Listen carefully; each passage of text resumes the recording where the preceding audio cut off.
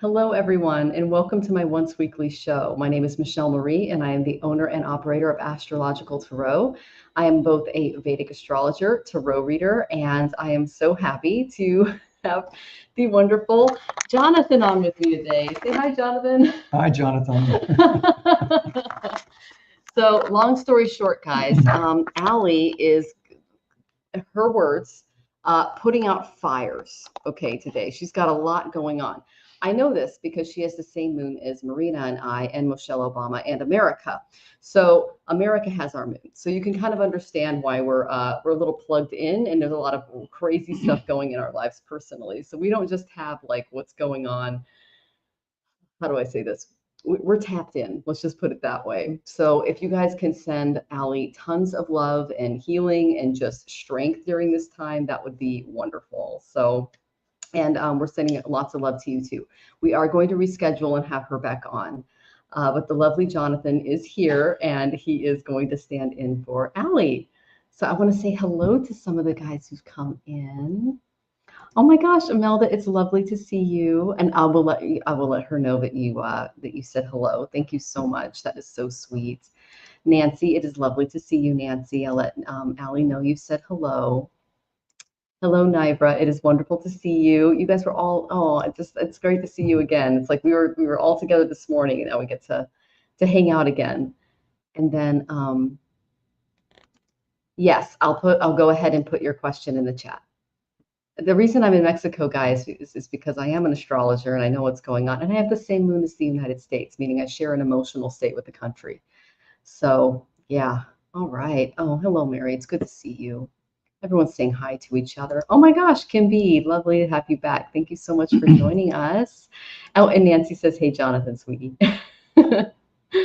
So we're going to be going back and forth with the camera because even though we have fiber optic, it's not as strong as it could be. So I'm just going to be going back and forth. So you can speak to both of us. He can hear all of you and see all of you on his tab. So he's very much here.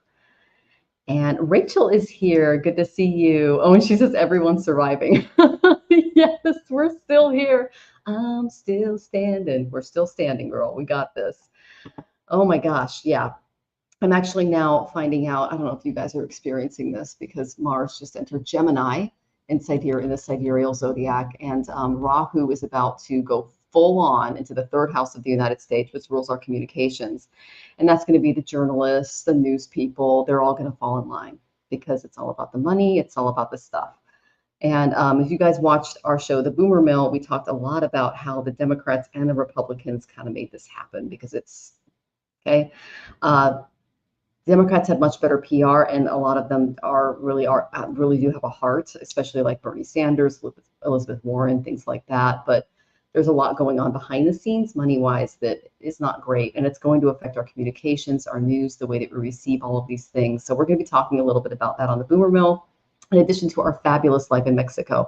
You guys, I just had the biggest dinner of just the most wonderful produce. I mean, the stuff here is absolutely amazing, and it's very affordable, and we love our apartments. And yeah, so Jonathan, did you want to say hi to everyone?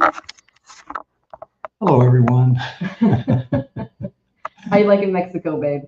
Actually, I am very, very surprised at. It's different than what I expected. I had a lot of misconceptions, just like when I moved to Chicago when I was a kid. I had a bunch of misconceptions, and it straightened me out pretty quickly.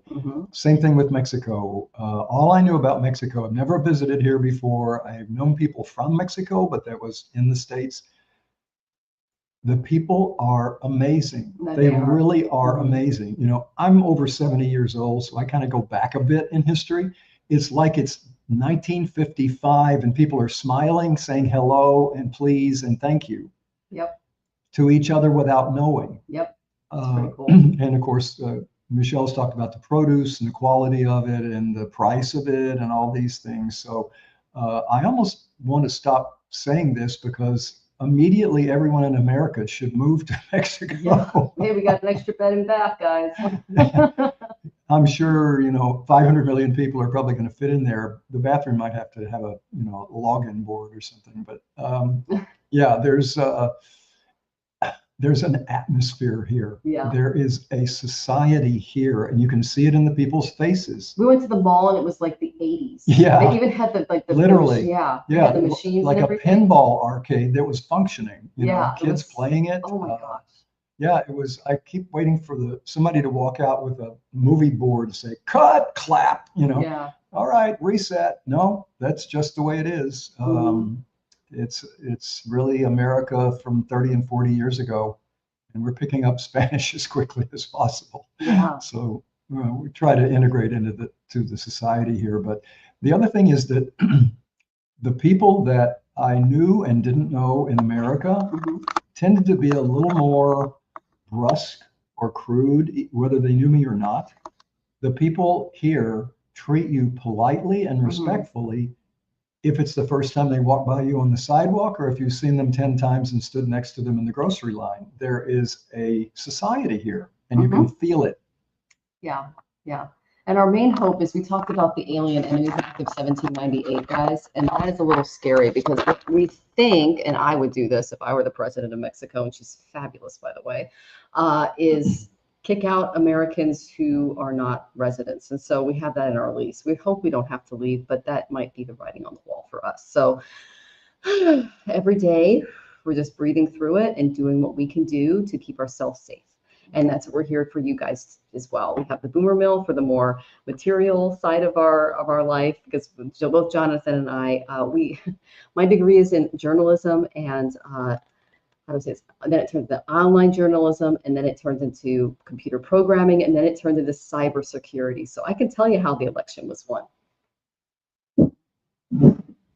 It wasn't. And I can show you my PhD in cybersecurity. I have it. Okay. So, and I don't work in that anymore because of the H-1B program. So that's a whole other thing. And Jonathan doesn't either. So there's a lot of things that the oligarchs are doing to basically create these smoke and mirrors. And it's a mess. So anyways, we're sending you lots of love. We are very happy in Mexico. We might have to move again. We're hoping we don't, but we are here. So, oh, Aisha, welcome. It's good to see you. Mary says, I'm glad you're loving it. Oh, thank you so much, Mary. And thank you so much, Nancy. I appreciate that. And Rachel says, that's why I go to the dog park. Mexico and Maryland has been too cold. Oh my goodness.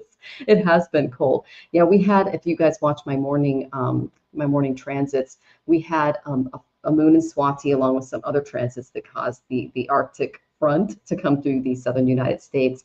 And it went right over the eclipse area. Hell froze over, guys. Those are the guides literally saying, hey, hello. And Indra causes storms. So that is also, yeah. So anyways, that's kind of the energy there.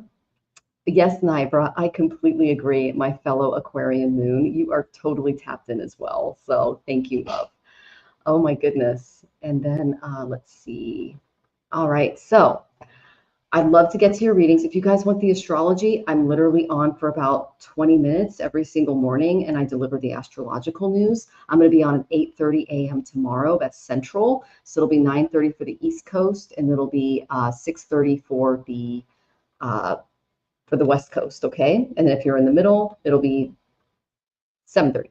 So yeah, definitely tap into that. We have a great live show, and a lot of you that were there are here. So thank you. Welcome back. Okay. Oh my gosh, I have a family from the San Miguel area. They live here now and they are scared. I'm so sorry, sweetie. Now, we talked about the Alien Enemies Act of 1978 on our show. Just to let you guys know, I call this the not seeing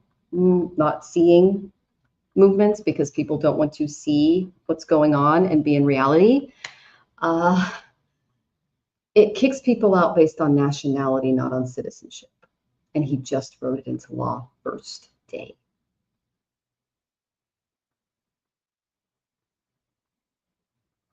So I'm just going to leave that there. Hi, Joshua. Good to see you. And if you have a mixed question, that is totally fine, Nibra. Let me go ahead and pull open my Do you have my stuff open over there, sweetie? For Just okay, so I'll just go ahead and get that open so I can see who tips. Yeah. All right. So if you tipped, please let me know. Oh, I see that Rachel tipped. Thank you so much, Rachel. You will be our first question today.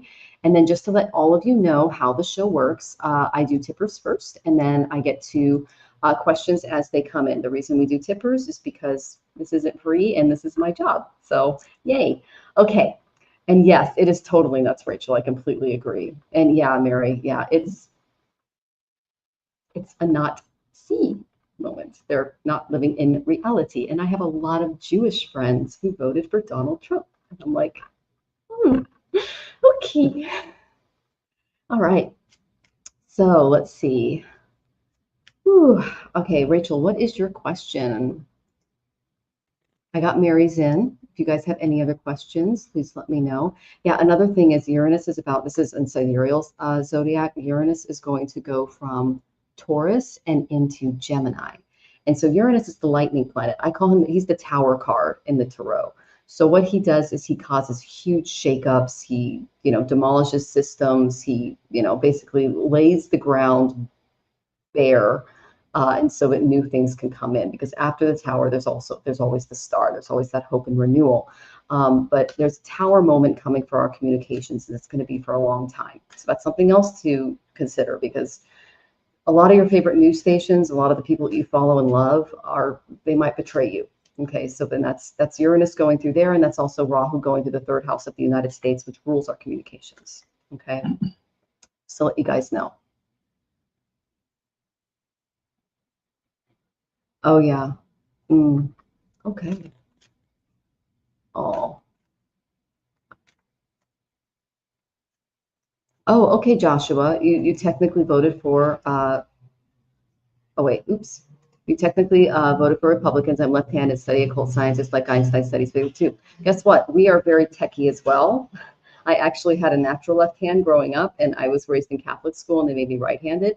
I've got a lot of degrees in computer programming. Math was my best subject, especially when I got to college. I didn't think it was when I was younger because, I had a crazy father, but I completely understand that. That's why I study the Vedic sciences, and that might be something that you look into. It's very mathematical, very scientific, and it can really help you understand how spirituality works, without the separation that a lot of the other sciences create from that. And I'm sorry to hear that, Rachel. Oh my goodness. Oh, yeah. So on our show, The Boomer Mill, we blame both Democrats and Republicans for what happened. Because if you guys saw the inauguration, you saw the high fiving, you saw the smiles, you saw all the enablement, you saw the rich people coming together and going, how much am I going to make off people? So that's just my opinion. That's why I don't do political shows, because I'm not very popular, because I don't really pick a side. I just look at the numbers and go, well, this person's making this and this person's making this, and that person supported that lobbyist and that person supported that lobbyist. That's what I look at. That's why I like Bernie Sanders, because he's for everyone. So that's just me. But even he is just going, what the heck? So anyway. Rachel, do you want to go ahead and ask your question? I'm just waiting for your questions to come, and I've enjoyed the conversation. This is fun. So, oh, cold from Texas. Oh my goodness. My heart goes out to y'all in the South. That is just a mess down there. And like I said, the storm is going over the eclipse point from April 8th, and that was when Project 2025 was released. And he signed multiple declarations. You guys look up the Comstock Act. That's another thing that was passed. That's no more pornography, no more, looking at or thinking about sex, things like that. That brings us back to 1873, right? Yeah, 1873 when it comes to what we can see. Yeah. As adults in our houses. I thought that was interesting. Yeah, I agree. She goes, I'm surprised Abbott hasn't requested ICE to go into our schools. At least the fourth of the schools will be closed down. It's not going to be good, guys. I mean, I know when they brought, I don't know if you guys saw when they went to the church and that wonderful sermon was made, just defending all of the hardworking people that come over here as day workers legally, people who are coming here legally, citizens that are here legally that are going to be deported because of their nationality. We shared this weeks ago. We're in Mexico because of that. We might have to move again because of what's going on. It's a not seer moment. They've got their blinders on. So yeah. Oh yeah, Joshua. Yeah, I completely agree with you. I know a lot of palmists that are also astrologers, and we talk a lot about that. And it's also it's in jyotish and it's in Vedic science and studies as well. That might be something for you to look into. That's very cool. Okay, Nibra, I went ahead and got your question in. So Rachel, I am still waiting for your question, sweetie.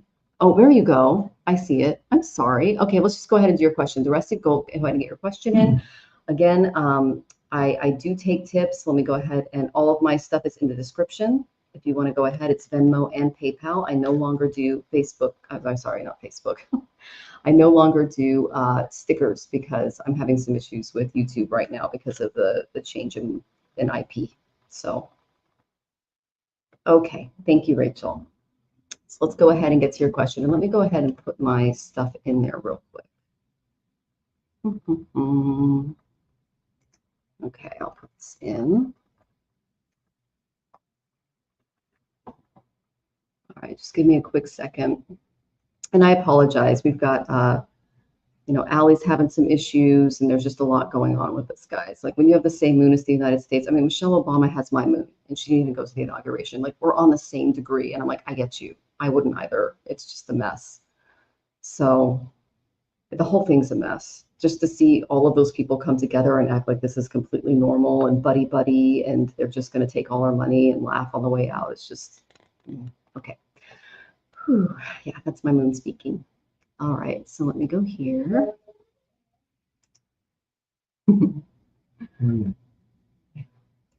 Okay. And I'll go ahead and put my links in the description. There we go. Copy. And I appreciate y'all's patience with me as I do this.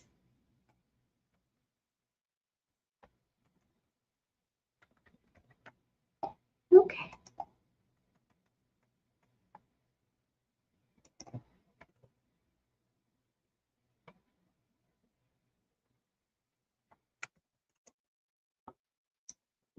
There we go. Okay, so all of the links are in the description, and I'll go ahead and pin it.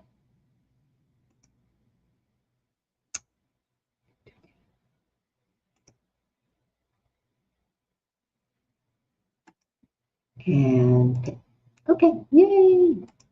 All right, thanks for the tech stuff. So I have my Tech Ananda over here, and he's not able to do that for me. So I appreciate you guys for being, you had me in PayPal. Okay, good. Thank you, Nibra. I appreciate you telling me. I appreciate that. And Nibra, I got you too. So you were right after Rachel. I appreciate that.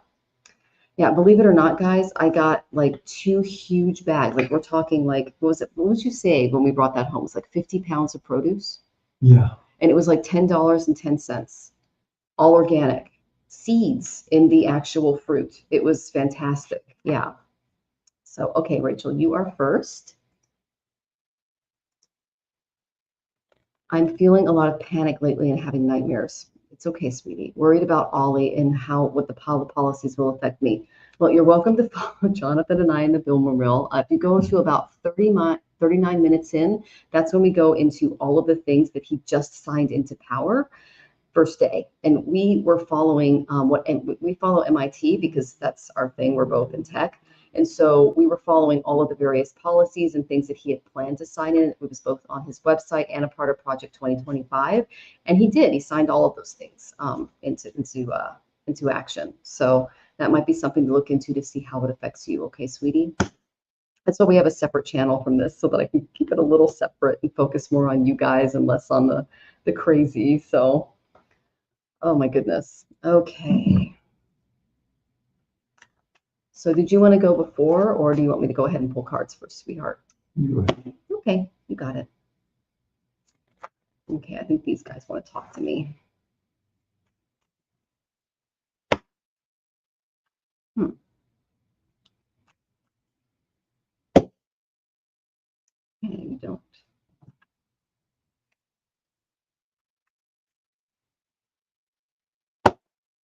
Oh, you really want to talk. Okay. Oh, this is my Kabbalah deck. My Kabbalah deck likes you, Rachel. All right. Ooh, I'm getting some good ones.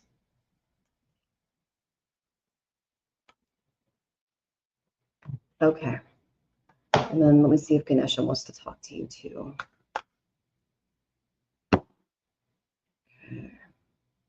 He does. Okay. I got some good ones for you, sweetie.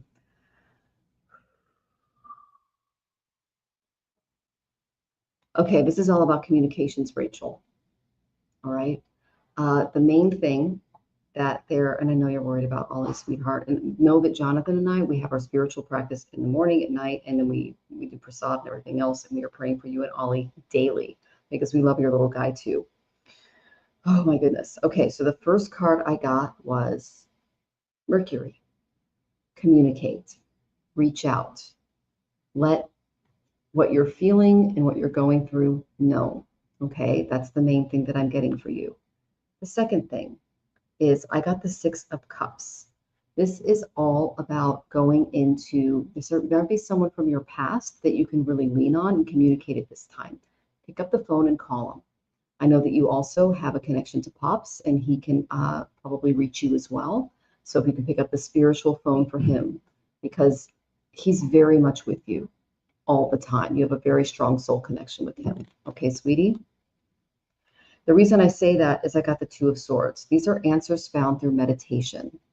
The Two of Swords is, she's in the Rider-Waite. It's a blindfolded woman with two swords over her heart, meaning she's not using her emotions to make a decision, and she's not using her eyes or what's out here to make a decision. You need to go in and make this decision. Okay, sweetie, that's what they want you to do. This is you. I got the Princess of Cups. Okay, the Princess of Cups is, she's very empathic. She's a little young in spirit, but she is innocent and bright, and she wants the best for everyone. And I love her little dolphin whale here, and I believe that's Ollie. That's her spiritual companion. And Ollie came here to help you through this and to be your companion through this. I know you're worried about him, but what this also tells me is, what are you guys pointing out? There's more than one animal here. There's a swan, there's a whale, and there's a turtle, and she's the princess of the Palace of Floods. So you have more than one spirit animal. And what they're saying is, will Ollie, let me see. Yes. Keep an eye out for it. If anything does happen to Ollie, his plan is to reincarnate and join you again. I just got a confirmation on that. Okay. So know that Ollie, just like the rest of us, is timeless. We all have circular souls. So when he drops one body, he's going to be picking on another. Rosie, our little dog, is Bogey reincarnated. And we got a million signs showing this. It was kind of insane. I even got his old toys out, and she plays with them the same way, and they're her favorites. I met a woman on Bogey's birthday who talked about her dog getting reincarnated at the dog park, and that was on his birthday. It was just sign after sign after sign after sign, to the point where, like, we just can't ignore this anymore. He is one of your companions. You actually have three main ones, okay? And they are here to help you navigate this very tumultuous plane on your emotional scale, because you do have Rahu on the moon in sidereal Aries. That would be Western Taurus. So they're here to help you. Okay, sweetie? This is what they're asking you to step into and to do. Let's see. Okay, Ollie is very calming to me. I worry about his breathing lately. Okay.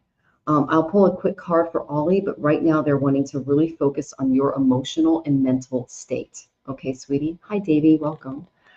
All right, so Lord of the Root and Power of Fire. Now, this is all about starting new things, and I know that you're very good at that.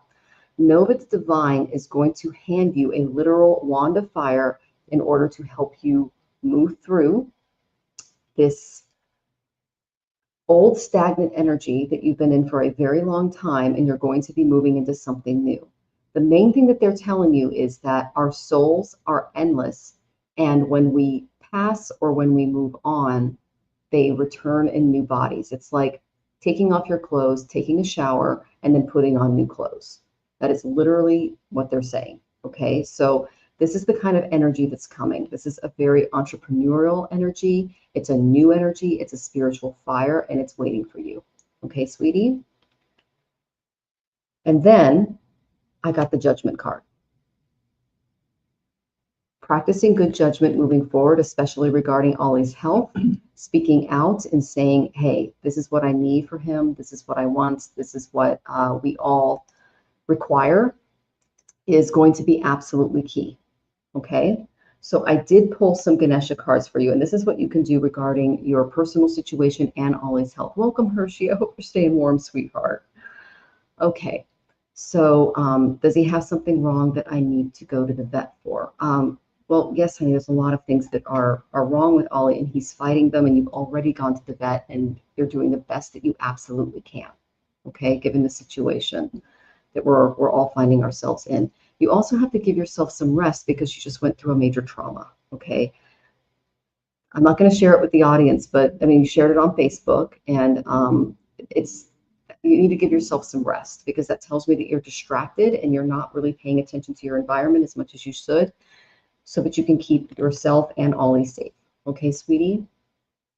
So here's what they're saying. Your judgment's good. I just pulled a Judgment card. Be candid. Be very clear about what you need, what Ollie needs, what you both need in your life. Express your truth, even at the risk of standing out.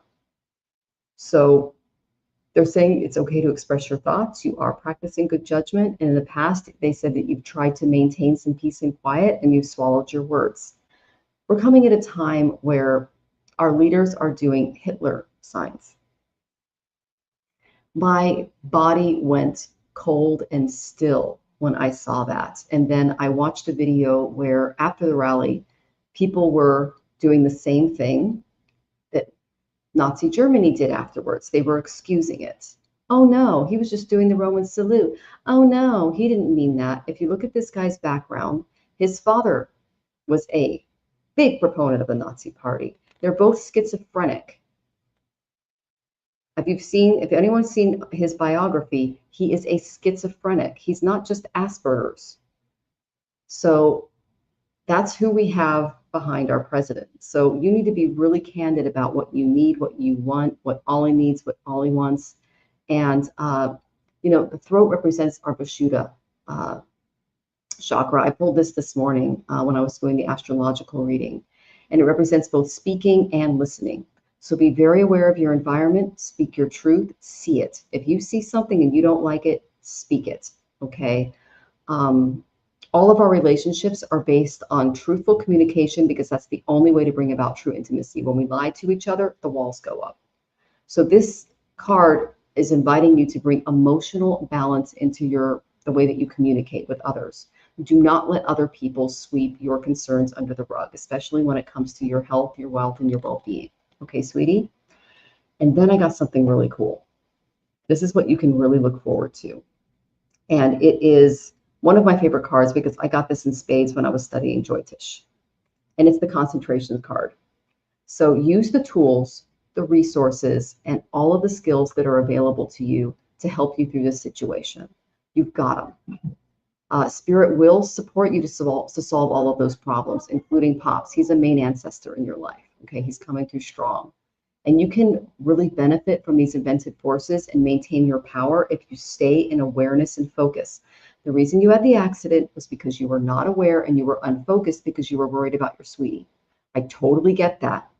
But you need to act consciously and use applied effort to work through what you want done in your life and in Ollie's life, and know what you are doing and why you're doing it before you step into that. Okay? If you focus on a single objective one at a time, you're going to be successful. If you're too scattered in your thinking, if you're too scared, if you're coming from a place of fear, you're not going to be successful.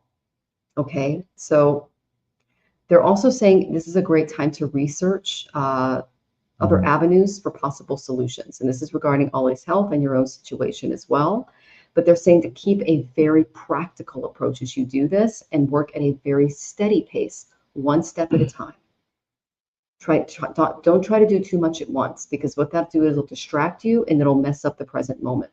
The reason why I'm giving morning readings now is because I'm giving the present astrology every day, and I'm giving people a few things, 1, 2, 3 things, they can pick what they want to do each day, because we are coming in a time of a lot of chaos. And when there's chaos, we need to be as still and as responsible and as concentrated as possible. Okay? So just remain as objective as possible.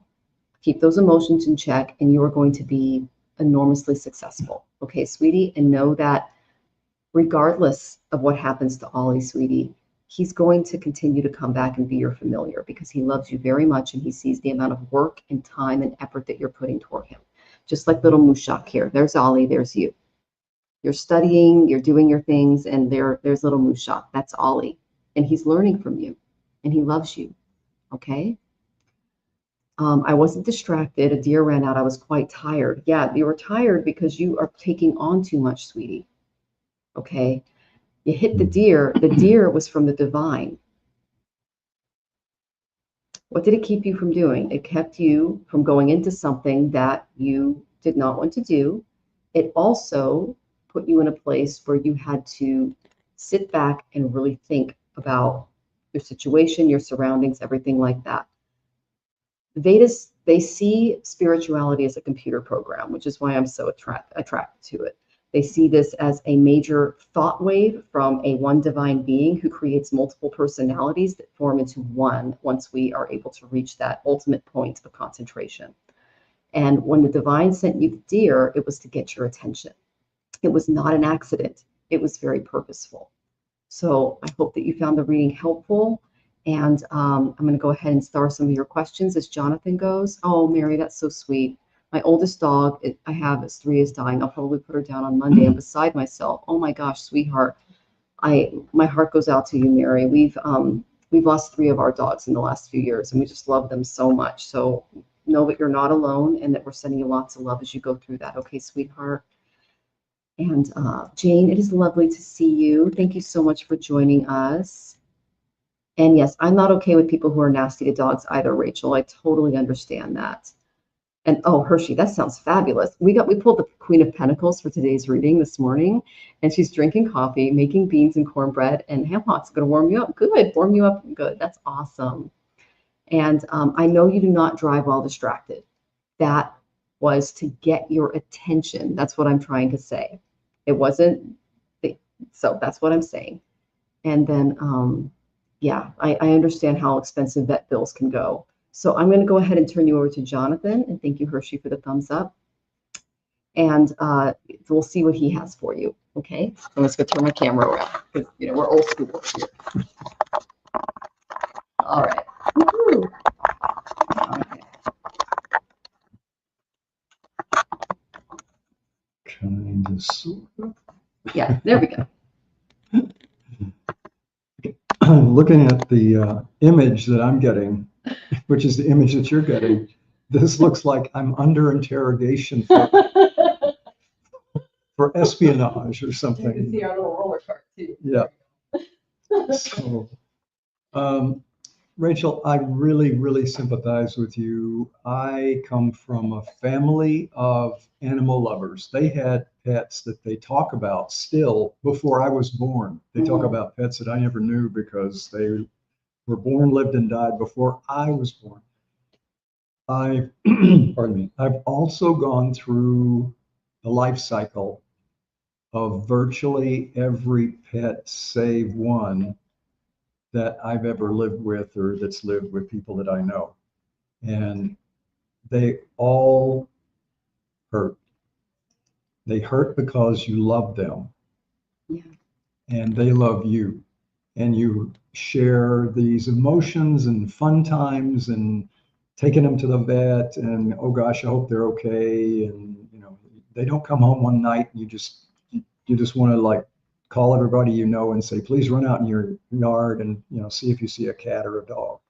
So I have an irrational attraction to the little guys too, because without exception, I have never had one of these little sweet souls treat me like most of the people in my life have treated me. I mean, I have had some Michelles in my life, and I'm very blessed to have had, even the one, but I have had some really fine people in my life. But I've known an extraordinary number of people because I've done sales, I've sold real estate. I would go and do presentations to hundreds and hundreds of people, and they all have a question that I had to answer after the presentation. So I've been around a lot of people.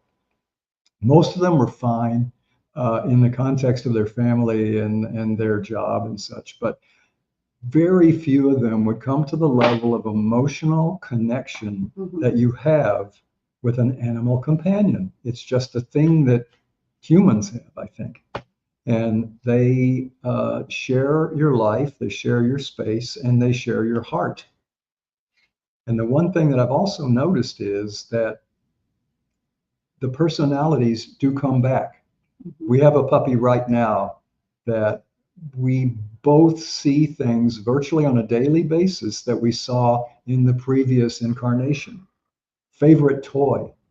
After not having ever seen any of the toys before, ran over to that one and bang. And you go, oh yeah, because the other dog's scent was on it. Yeah, another dog's scent was on it. They don't go to the others that were chewed by other dogs. They go to the one that was chewed by the one that we think they are. The only one she liked. Yeah, the only one she likes. She's still, God bless this toy because we can't replace No, it. the squeakers, I just squeaker activities. Yeah, we're on about 7 squeakers in this toy. That keeps selling it. So I do understand that, but I also understand that I can use that as a focal point when I'm actually worried about other things.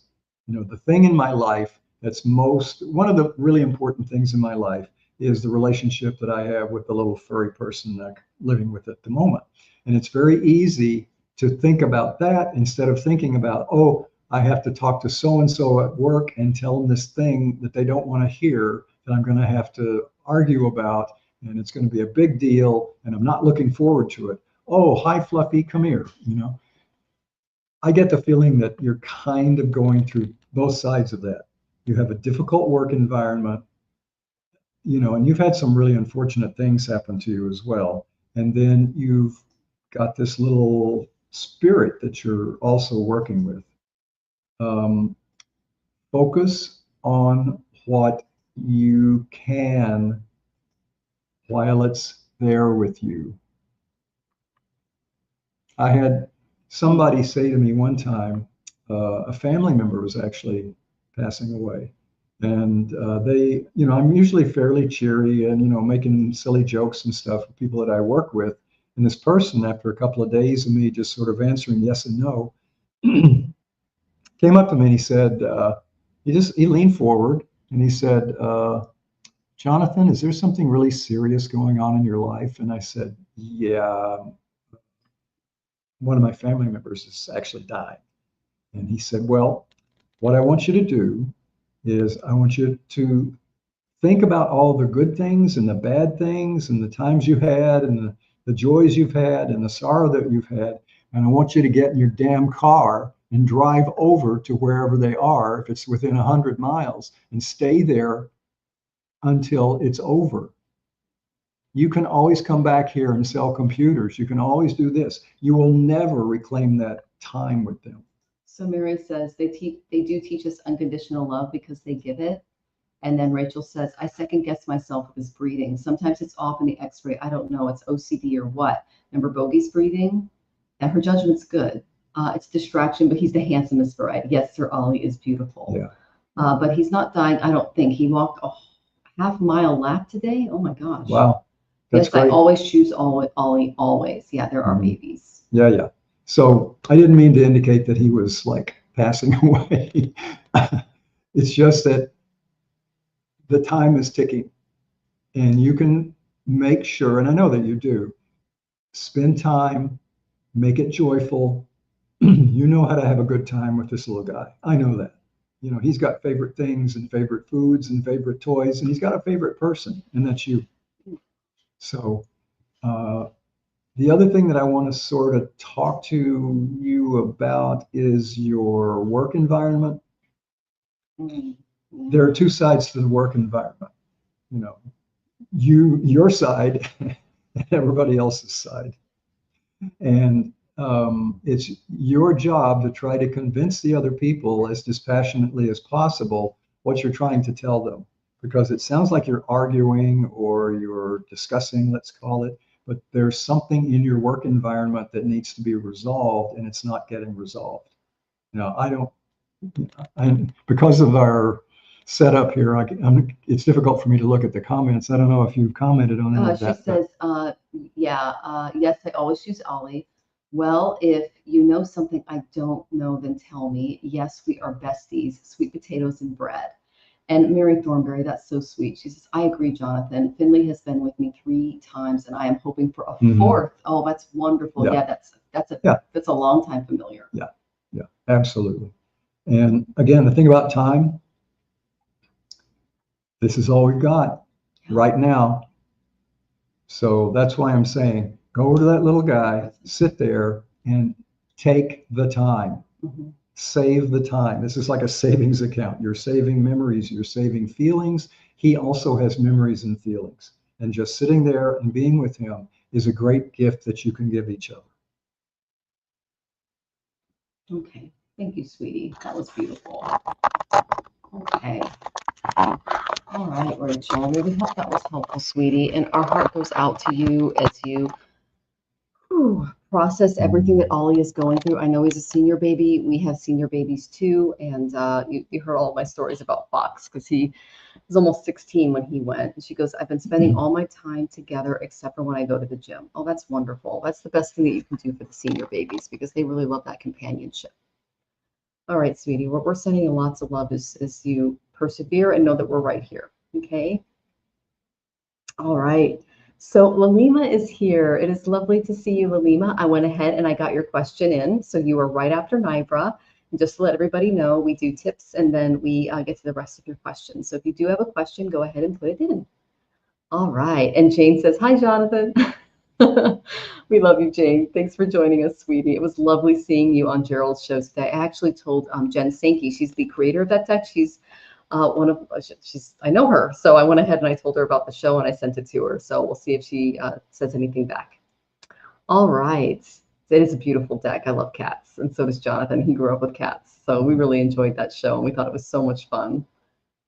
All right. So Nibra is our next question.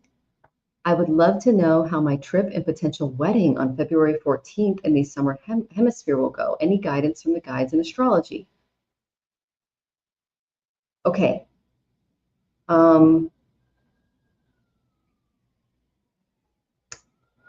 don't know how to tell you this. I'm going to be as loving as possible when I tell you this. Okay. I got that you might want to reconsider, and I got a no card. This is South Node. This also tells me that this is a past life thing. Okay. Then I got Sagittarius. I got Sagittarius because the guru is trying to point you in another direction and put your focus on something that you're not paying attention to in the relationship. All right. It has to do with tapping into your beautiful intuition. Okay, Nibra, that's the Cancer card. So they're asking you to go in and really consider this from a different perspective and put yourself, your harmony in your home and your security first. Then I got the 3rd house. This is all about picking up the phone and asking people their opinion. You might need something outside of yourself before jumping into this. My cards exploded for you. I think that's why they're trying to do that. And then I got the 5th house. I don't know if there's children involved, creativity, investments, gambles, but you are taking a big gamble here. All right. All right. Whew. So this is what the guides want you to do before making this decision. Okay. They want you to spend some time in relaxation because you have been coming from a very busy place and they want you to come from a relaxed place so that you can tap in and really hear what they're saying, because you might be missing a few things. All right. Then I got innocence. When you find these things, try to see it from a very different perspective. Okay. The perspective of a child learning something for the first time.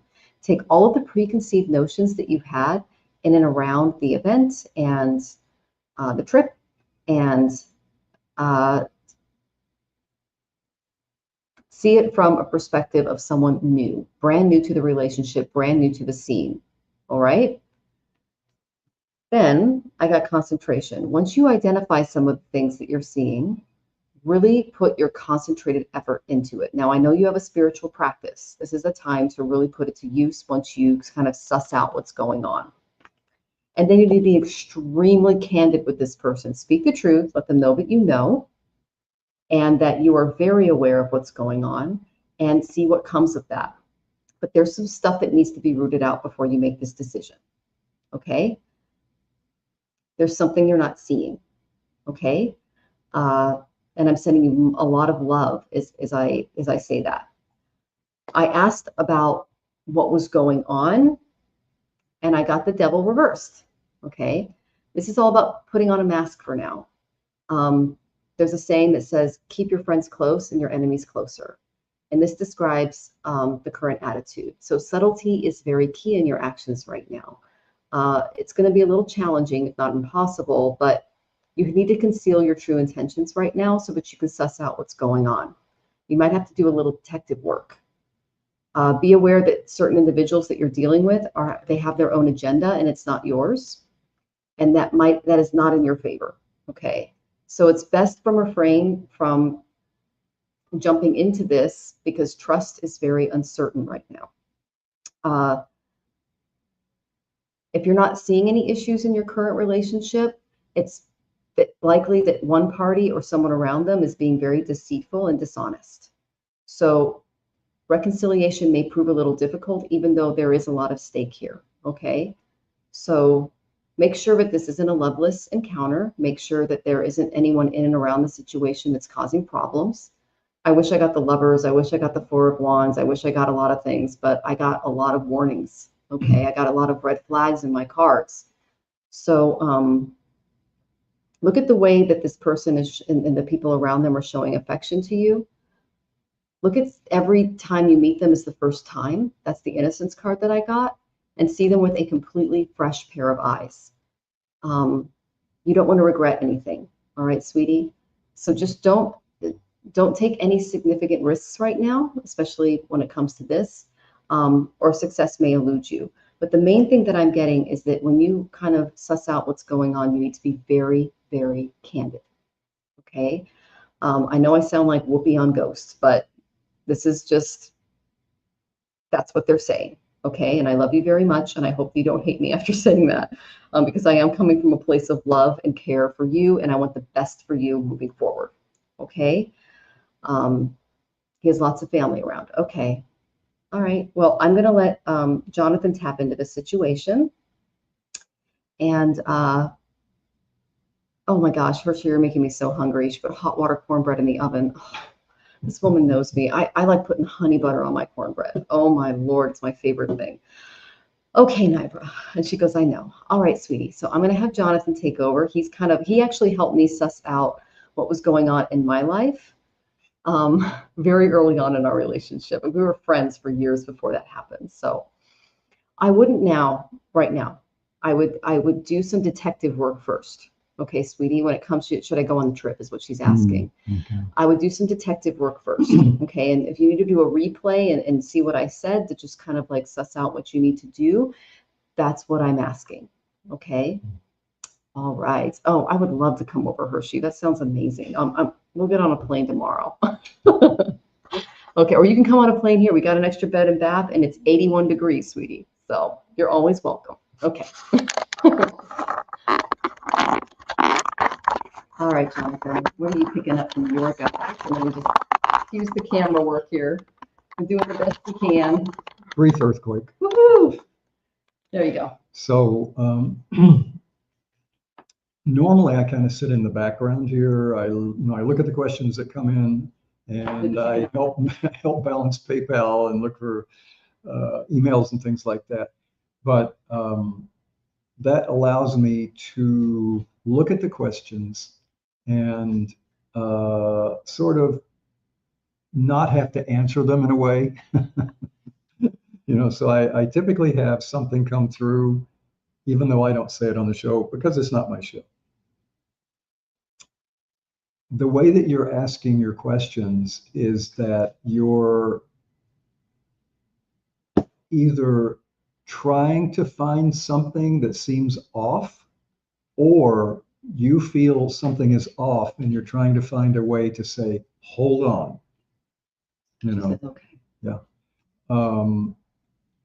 Normally, well, no, what? I'm sorry. I used a word that I'm trying not to use. There really is no normal anymore. No. But frequently, people will rush into something because they think there's something there for them. Oh, they're a wonderful person and I enjoy their company and I love their family and, that sort of thing. It's typical to be concerned when you're making a move like this, but I sense that you're kind of looking for a reason to either put things on hold or cancel it altogether. And it could just be nerves, and that's what I'm picking up. But I'm picking up a lot of nerves. And honestly, you should have a lot of questions in your mind because legally, personally, emotionally, this is a huge deal. It's just a huge deal. And if you get into it and you realize, you get into it and you realize, oh, all those things I felt were legit. And now I'm here. Yeah. And what am I going to do now? I'll try to make the best of it. Yeah, that's like trying to put something you broke, something fell and broke on the floor, and now you're trying to glue it back together. So what I'm suggesting to you is that your senses are telling you something is off. It may just be some questions that you need to get answered. It may be that you just need more information from the person. I would encourage you to speak very frankly with them. I get the sense that you probably know the question or questions or misgivings that I'm talking about. You need to get that cleared up. It's also possible the other side here has those same or similar misgivings, and that is the misgiving. You're both concerned, and that's legit. Ask. You have the right to ask before you marry somebody, are you doing this? I feel this. And you just say, look, I feel such and so, or you've been acting like this, or, maybe it's just nerves. Maybe it's not. But you don't want to walk through this wondering. You want to know. And you have the right to, and you deserve to know. And so do they. So ask some questions and ask for some answers. And they may have questions for you too. So. Okay, and she says, got it. All right, you got this, Nibra. You know that you're psychic and you've got a lot of beautiful gifts. And so we're sending you lots of love as you kind of suss that out. Okay, sweetie? All right. Whew. Okay. And you're welcome, honey. Thank you. Thank you for trusting us. We appreciate you very much. And I'm sending lots of love to you. Okay, sweetie? All right. So we have the lovely Lalima next, and she would like a general from her guides. You got it, girl. Okay, so they were very clear with me on what was going on. The first thing I got for you, Lalima, was, oh, hearts back to you, sweetie. Lots of hearts, Nibra. The first card that I got for you is the Empress reversed. So this tells me your world is a little upside down right now, or that there is someone in your world that's not really using their energy wisely. I'm getting a little bit of both, and it's affecting your energy. Does that make sense? So there's like a female in your energy that's just like kind of making you feel a little, ugh, okay? Then I got, you're feeling a little stuck, like you can't get past this issue, you can't really move towards tranquility, toward peace. And so I said, who's causing that?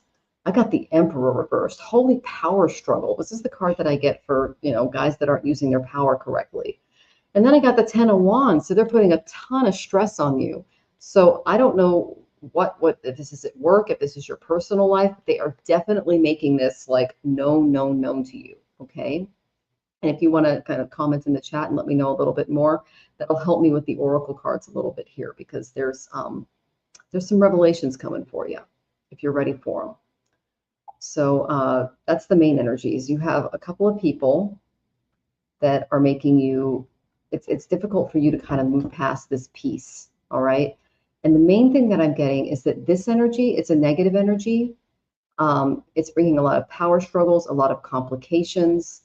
They're causing you to not trust your own talents, and you've got them in spades.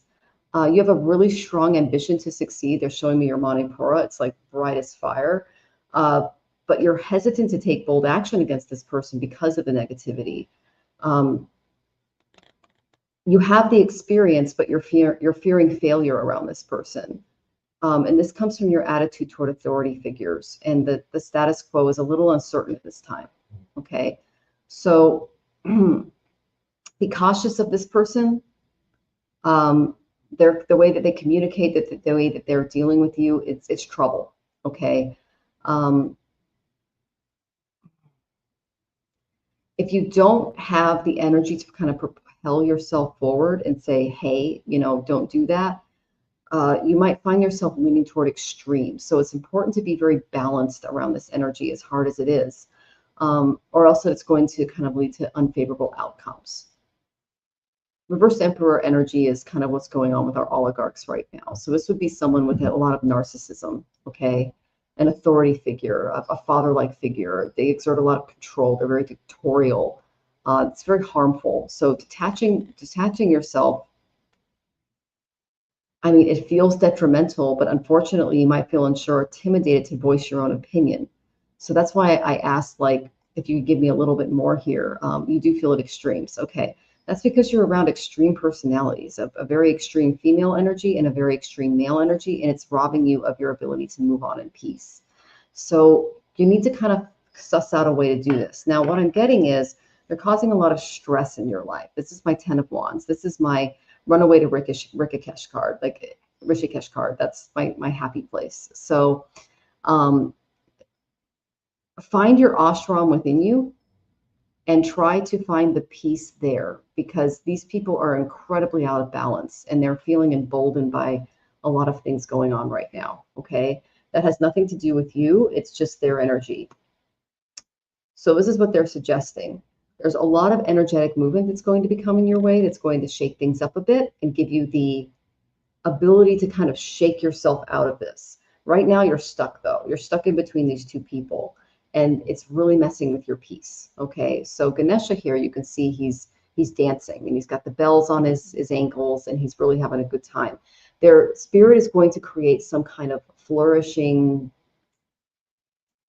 quick moving, energetic movement in your daily routine. It's going to kind of try to shake this emotional and mental block out. What that's going to do is it's going to lead to a revelation. You're going to actually see what's going on and what these people are doing. They're stealing your peace. They're sucking your joy. Okay. And then once you are able to kind of, once you're able to extract yourself from the situation, then you'll be able to maintain a more positive outlook, because how you feel depends on your mental attitude, not on the people around you. And that's what the guides, I think, are trying to show you. There's many faces of Ganesh here, and that shows the moon cycles, because the moon is the one planet that changes daily. And that reflects how you feel about the different aspects of your life: spirituality, health, finances, relationships, emotional well-being. The moon is the most significant planet in Vedic astrology. It's the lord of the fourth sign, Cancer, fourth house. It's about harmony. It's about beauty. It's about imagination. And most importantly, it's all about trying to maintain a peace of mind. And it rules our intuition. So figuring out what's stealing your peace is very crucial right now. So it's good to remember that circumstances are not always good. They're not always bad. They're actually neutral, especially if you're coming from a place of calm meditation, which I'm getting you're not, because your tranquility has been, it's been shaken up. Okay.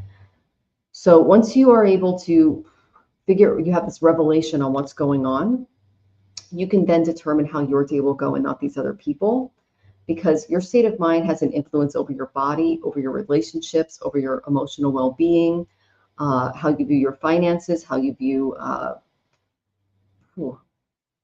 how you discern the way you think. And they're saying to make up your mind that you're not going to be controlled by your moods anymore. And that will help you out of the situation as well, especially when you come to the revelation that they're showing me. So they're saying take positive action to shift back to happiness and being positive after you've been through this kind of negative energy that they're showing me. Okay. And you're saying very true. Okay. All right. So you got this. I'm going to go ahead and turn it over to Jonathan, and I'm sending you lots of love as you kind of suss that out. Okay, sweetie? Whew, there's just a lot going on. This Pluto Sun conjunction that we're going on through is just, it's insane. When Yama sits on the sun, it's just like, oh my gosh.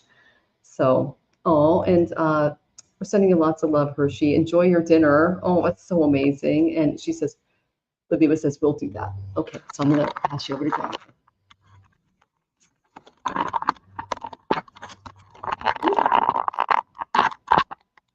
Blair Witch Project. Here we go. There we go. All right, you're in frame. Okay. And you're welcome, Lalima. Kind of what I'm sensing, and it's mostly from, well, yeah, I'm sensing it. You're worried about disappointing people, and you're just wondering how much do you have to compromise your own peace in order to either placate or make happy the people that you're dealing with. This doesn't sound like a situation where you're making a decision about something and it's your decision. It sounds like you're involving them in the decision, and if you make the decision they're not favoring, this is something that you're going to hear about for a long time, even if they were wrong, because my experience with people giving free advice, even family members, is it never goes away and it's never free. So I would encourage you to look at your own objectives. What is this decision around? If it's financial, if it's emotional, if it's real estate, again, your guides are in you. We just point you to them. And that's what I'm suggesting to you. Just go sit somewhere, have some tea. Tea is a little more calming than coffee. Have cold water if that's what kind of calms you down. Sit down and think about this. What do I want? What do they want? Is there a way for both those things to happen? If there is, then propose that. And if it's always skewing toward no, we have to do what we want because this, that, and the other thing, then you're being controlled and you're never going to be happy. You're always going to be compromising. Now, there's nothing wrong with compromising if the goal and the end result is to make both sides relatively happy. If the goal is to make the other side be quiet and leave you alone, then you're never going to be happy. So you may have to really step up to the bat, to use an American baseball slang term, and surprise some people by saying, no, I'm not going to do that. Or, yes, I'm going to do that, even though you're telling me no. Because ultimately, this is your decision, this is your life, and you're going to have to live with it. And I don't mean to sound like a downer, but I do get the sense that this is an important decision and you're feeling conflicted because of a lot of information coming in from different sides. Use that information to make your decision. Don't just take someone else's opinion and say, okay, well, they finance this or they help me with that, so I'm going to do what they want. This is your decision. You should make it. Okay. All right, Lima, we hope that was helpful for you. I'm sending you lots of love as you go through that. Okay. Yay. All right. So let's go. Oh, hi, Diane G. It's lovely to see you. Welcome, welcome. Oh, I love your little cloud. That's so cute. There's actually a gal that I follow on YouTube, and she makes little ceramics, and she has these little clouds, and they look just like your little emoji there. That's so cute. Okay. And yeah, just come back and let us know how you're doing, Lalima, because that's a lot of energy. So, and we're sending you lots of love as you go through that. All right.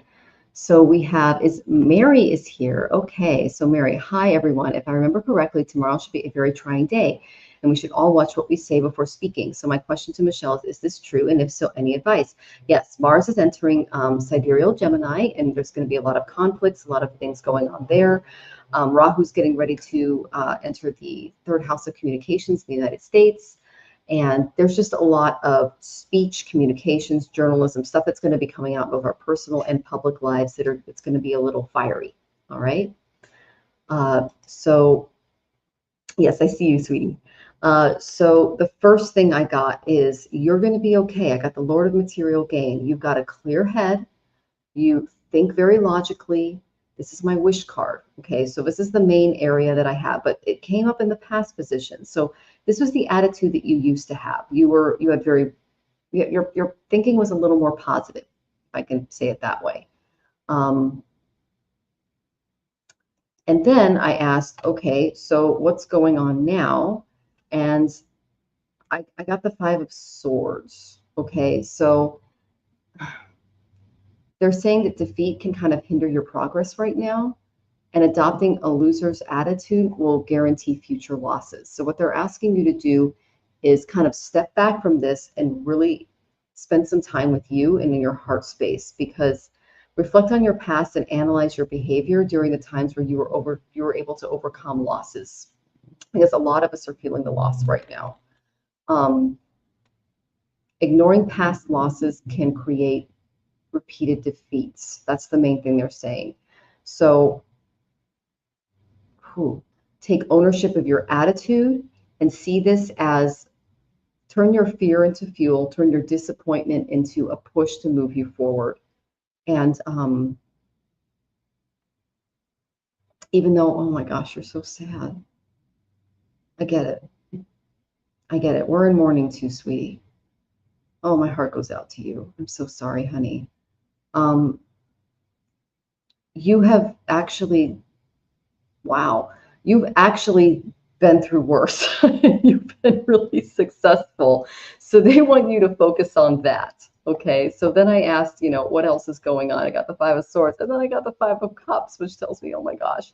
And this is the Lord of Loss and Pleasure. So, and this is it's a little bit of a denial card. Okay, so sometimes when it comes to past issues, when it comes to our emotional baggage, when it becomes difficult to fully enjoy our present happiness, and I'm right there with you because we're living in reality. So just know that every phase of our life, it has our drawbacks, it has our sorrows, but dwelling on the problems in the past only hinders progress. And I'm getting this from collective energy too, and that's what you're picking up on. Oh, empath, hello. Oh, so you're taking on a little too much from other people too. So you're going to have to kind of scale that back. Okay, sweetie? Because you have a big, beautiful heart. If you struggle to separate today's challenges from those of the past, seeking the guidance of a skilled professional can provide some perspective, because they're showing me some triggers that this is bringing up for you. And that's bringing up a lot of triggers for a lot of us. Yeah, so the worst thing that you can do is let those old problems overshadow your present, especially the stuff that just happened. And no matter how much, you're putting yourself under too much pressure. That's the main thing that they're showing me. So don't deny your disappointment. Sit with it. It's there to help you. But don't hesitate to seek help when needed, and know that you're not alone in this. A lot of us are going through this. It's a difficult time. Okay, sweetie. And yes, I have been through the worst, and yes, I am sad. Okay, I know, sweetie. I tapped in, and I'm so sorry. And don't worry, you're not alone. Okay, because if you're living in reality, you're sad. So, but you've been through a lot. So I pulled the same card for you as the last person. I shuffled it. Same card for Lalima. So you have an opportunity to be just as discerning with how you feel as to how you think. Okay, so And I'm getting how you're feeling and how you're thinking are just kind of in the ugh right now. So no matter how bad of a mood you seem to be in, you can conquer this mood and know that you can turn it around. And I'm not trying to Pollyanna you, because I'm living in just as much reality as you had. I basically donated everything I had and moved to another country. So if you do find yourself in a low disposition, take a moment to acknowledge what brought this up for you. Take positive action to shift back into something positive. What Jonathan and I did was we literally jumped to another country and we're loving it here. The people are amazing. We feel like we're back in the 90s again. People aren't walking down the street looking at their phones. They're talking. Like teenagers are making out on park benches. I mean, I feel like this is like out of a movie somewhere. Like we're waiting for someone to go cut, because they still have a culture here in Mexico. There's something that ripped the culture out of America and replaced it with something else, because it's here and it's alive. And if you go to other countries, it's alive. So try to see what would make you, man, what would help you shift from that triggering negative perspective and into something that can bring you joy. It could be as simple as having your favorite desserts, or going on a walk in nature, or getting your feet done, or picking another country to live in that really matches your values. And oh, okay, yes, she's worried about her grandsons and her father in San Miguel. Very worried. You have every right to be worried, but turn that worry into hurry, is what they told me. If you turn that fear into fuel, you can actually be a very positive person in their lives. If you go to the doctor and you are sick and you have, like, let's say a horrible growth and it's killing you, do you want the doctor to go, "Oh my gosh, I'm so sorry. Oh, I can't." And they go to rip you. "Oh, look. Oh, it's so bad." No, you look at it and go, "Okay, you click here, here, and here. All right, that's out. Okay." They're asking you to take your emotions out of it a little bit, if you have to, and see it from a more mental perspective. Because if you come from a very emotional place, it's very, very difficult to step in as a rescuer, as someone who is empathic. Okay. If he goes, they will follow their mother is dead. It will crush me not to have them in their life. Okay, so instead of thinking about not having them in your life, try to make steps, positive steps, to invite them into your life. What can you do personally to affect their future? And if you can't, pray. They're listening. This is a computer program and it does pick up on our signals. Okay, sweetie? I know that's kind of my techie way of looking at the universe, but that's how God reached me, God and Goddess. But try to take yourself out of the depression, because what that's going to do is it's going to keep you from being an advocate. It's going to keep you from really helping them make the positive change and get the encouragement that they need through this situation. Okay, sweetie? So that's the main energy that I'm getting in and around that. All right. And I'm going to go ahead and turn you over to Jonathan and see what he says. Oh, hello, YT Social. Lovely to see you. Seashells. I went ahead and got your question in, okay? All right. So here's the lovely question. We're going back and forth because Ali wasn't able to make it today. Just putting out fires. You're welcome, sweetheart. You're welcome, Mary.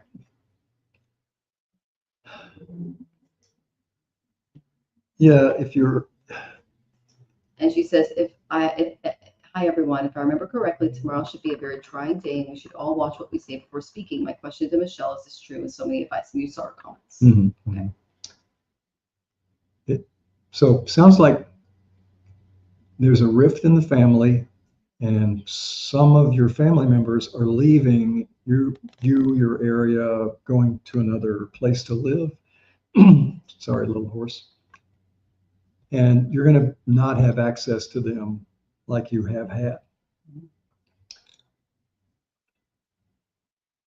This has happened to me, and pretty much everybody that I know has had this happen before, especially nowadays, because things are so uncertain. People pass away, jobs pass away, careers just change and disappear. So people have to try to follow an environment where they think they can have a better life. One thing that I am aware of is that, and this is a question I'm going to ask you, and maybe you can answer in the chat. Are they going to such a remote area that they're not going to have access to like phone or internet or email or something like that? Because there's nothing like face to face. That's not what I'm saying. But if that's all you can have, at least you can have that. You know, I mean, look at what we're doing. Mhm. Look at this crazy old guy sitting here, you know, talking to you. You're not crazy. We've never met, and here I am trying to tell you, you know, how to deal with this problem. You can kind of use this same technology to have that connection. Is it a direct connection? Can you hug that person? Kind of, but not in the way you want to. But I'm telling you, this type of connection is better than nothing at all. And it can also give you some distance from them where you can maybe be actually more advice to them because you can be more impartial because they're not right there in your face every moment. So that's Because, something. no, they are teenagers. They are addicted to screens, really addicted to screens. Well, screen addicts, meet your new best addiction. Mary. No, make them, not make them, but make it possible for them to contact you. Look at the technology we're using. I'm not Yeah. kidding. This is a screen. It's a screen. And, you know, they may not know how to do it. And so, you know, this is a product that you can buy. And actually what we're doing here, this is like screens on both ends, and we're broadcasting to several channels on the internet. You don't need to do that. You just need to, what we used to talk about is an old video telephone. That's what this is. It's just a video telephone from the Jetsons, you know. So get your own video telephone and stay in touch with these people. Again, it's not the same thing as being there with them, but it's a heck of a lot better than just mourning their loss. She says, they taught me so much about all this new tech. Yeah. Yeah, it's a way to connect. Yeah. Yeah. Stay connected. So yeah, the good news is they're addicted to screens. And, you know, look what we're doing. Yeah. You know. So yeah, keep it up. Okay, Mary. That was helpful. I love when spirit does that. Oh my goodness. We had a few more people come in. I just want to say hello. And we're going back and forth today because Allie she's putting out fires, guys, so she wasn't able to make it. Jacqueline is here. It is lovely to see you. YT Social, I did get your question in. Seashells, your question is in. Akella, it is very nice to see you. Welcome, welcome. And Care Bear Bar to the Cars. Hello, good to see you. It's lovely, lovely to see you. And you're so welcome, Mary. Thank you for trusting us with that. All right, Arcana, you're next. So good job. You sussed in right exactly when I was going to do your question. And it's a good one. Okay, so Arcana asks, what is the divine message for my life and what is my soul purpose? They were crystal clear. Normally I'm just like, oh, it's a little, You're not crystal clear, but they were crystal clear. Okay, this is where I get where you're at. Seven of Cups, your head's in the clouds. There's too many options. You're thinking, what am I supposed to do? Who am I supposed to be? What is my purpose in life? Oh my gosh. And there's all of these thoughts, these emotions, these things coming through. And I tapped in and it was just like, wow, okay. So what's going on? Very clear. First, I got ninth house. This is about your spiritual values and also about being abroad. Then I got Sagittarius. This is about zoning in on that goal. Then I got the seventh house. This tells me that you're here for a spiritual partnership or marriage, and it might be someone who's different from your background. And what they're going to do is they are going to open your mind up to the possibility of a completely different way of seeing and being and believing, and you are going to do the same for them. And this is what you're going to start together. This is what Jonathan and I have, a spiritual practice. So they are going to find you someone, if you haven't found them already, to join in partnership and start a spiritual practice with them. The spiritual practice that Jonathan grew up with and I grew up with is completely different than the spiritual practice that we're doing now. Okay. And it's because spirit is coming in to expand our view on a body, emotional, mental, soul, all levels. I mean, we've expanded exponentially. Would you say so, honey? Just based on our spiritual practices. I mean, even the Vedanta that I was initiated into is a little different than him because I'm jyotish and he's hatha. So we're able to kind of combine those two together. And I was raised Catholic, he was raised Methodist. And so it's like we have all of these different things that we tap into. And then he's got the Jewish side of the family, and then we got the natives. So it's just like we have so much spiritual expansion going on in our lives. And this is what they see for you. That's pretty freaking amazing, Arcana. So I am really excited for you. That's what they said. It was crystal clear. Jonathan, you want to share what's going on if the guides are telling you?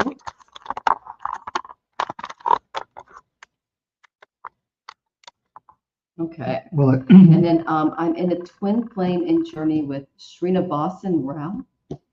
That's Jonathan's spiritual name is Srinivasan. Yeah. I always feel a soul connection with him. That's well, there's hilarious. my answer. Srinivasan is the abode of Lakshmi. Yeah. That's your spiritual name. Yep.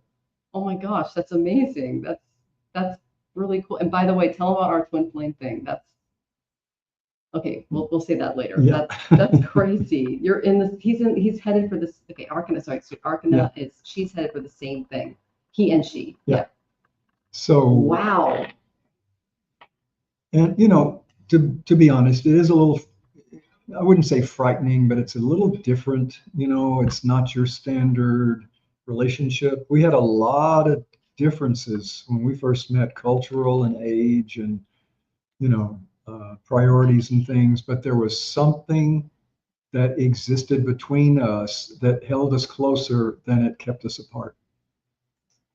And sounds like you've already kind of started exploring that, but it is a different feeling from any other type of relationship. It's far closer. It's more of almost a family. It's closer than family, but it's also more difficult because you love this person. The soul connection. Yeah.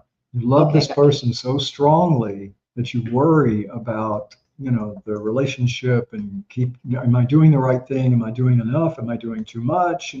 All those questions times 10. So it is a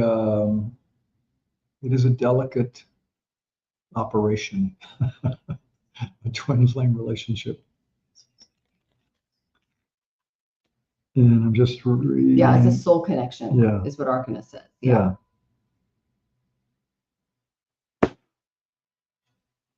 So make sure that you ask questions, make sure that you answer questions, and make sure that you both understand the nature of the relationship. This is not, you're not dating, in other words. You're kind of reestablishing connection that was done in a different spirit timeline, if you want to call it that. And Michelle is drilling down here for you. Oh yeah. So it sounds like you have an incredible. Here, I'll go ahead and turn this down. It sounds like you've got a great soul connection. That's what my cards said, and they really want you to explore that because you're here to help each other grow in that capacity, even on that incredible level. So I think that's really amazing, Arcana. Take advantage of it. They're very, very rare to come by, and my heart goes out to you as you do that. We're in no contact. Interesting. That can happen in twin flame relationships because it's got a lot of ups and downs. What advice do you have for ups and downs, Jonathan? Breathe deeply. Don't be very reactive. This is a long-term process. A twin flame relationship occurs across lifelines. Yeah, it does. And they're difficult too, because Jonathan and I are complete opposites. And it was really hard. We were friends for years before our relationship, and it took a lot of, what would you say, compromise to get things to work? Adjustment. Yeah, because we had completely different childhoods. We had completely different backgrounds, life stories. It was a lot of work. Wouldn't you agree? It was not an easy relationship, and it's still not easy because we're so different, but it helps us grow exponentially. And if we come from that that perspective arcana, it really can help us grow. Now, it sounds like they're the runner. The runner is a big thing in those relationships. And I'm talking about the true ones, not the ones that people try to sell you on some of these channels. There's like, my twin, it's not some Disney story. They're difficult. So I would definitely, this person, and you guys are worth going, he's the runner. That's what I got. Yeah. So give it some time. You're feeling a little betrayed. I completely understand that. But it's important to reach out, ask for help, and just see one day at a time. And even Rosie is over here having a little dream to add to the reading. But the main thing is that you need to take better care of your emotional health while you're going through this and put you first. And when you do that, that'll invite more communication and more emotional openness on the other side. Okay, stop chasing. Yeah, that's the main thing, is to stop chasing. But they are saying that if you focus your efforts in spirit, in a spiritual practice or development, that can bring you back together. That makes sense.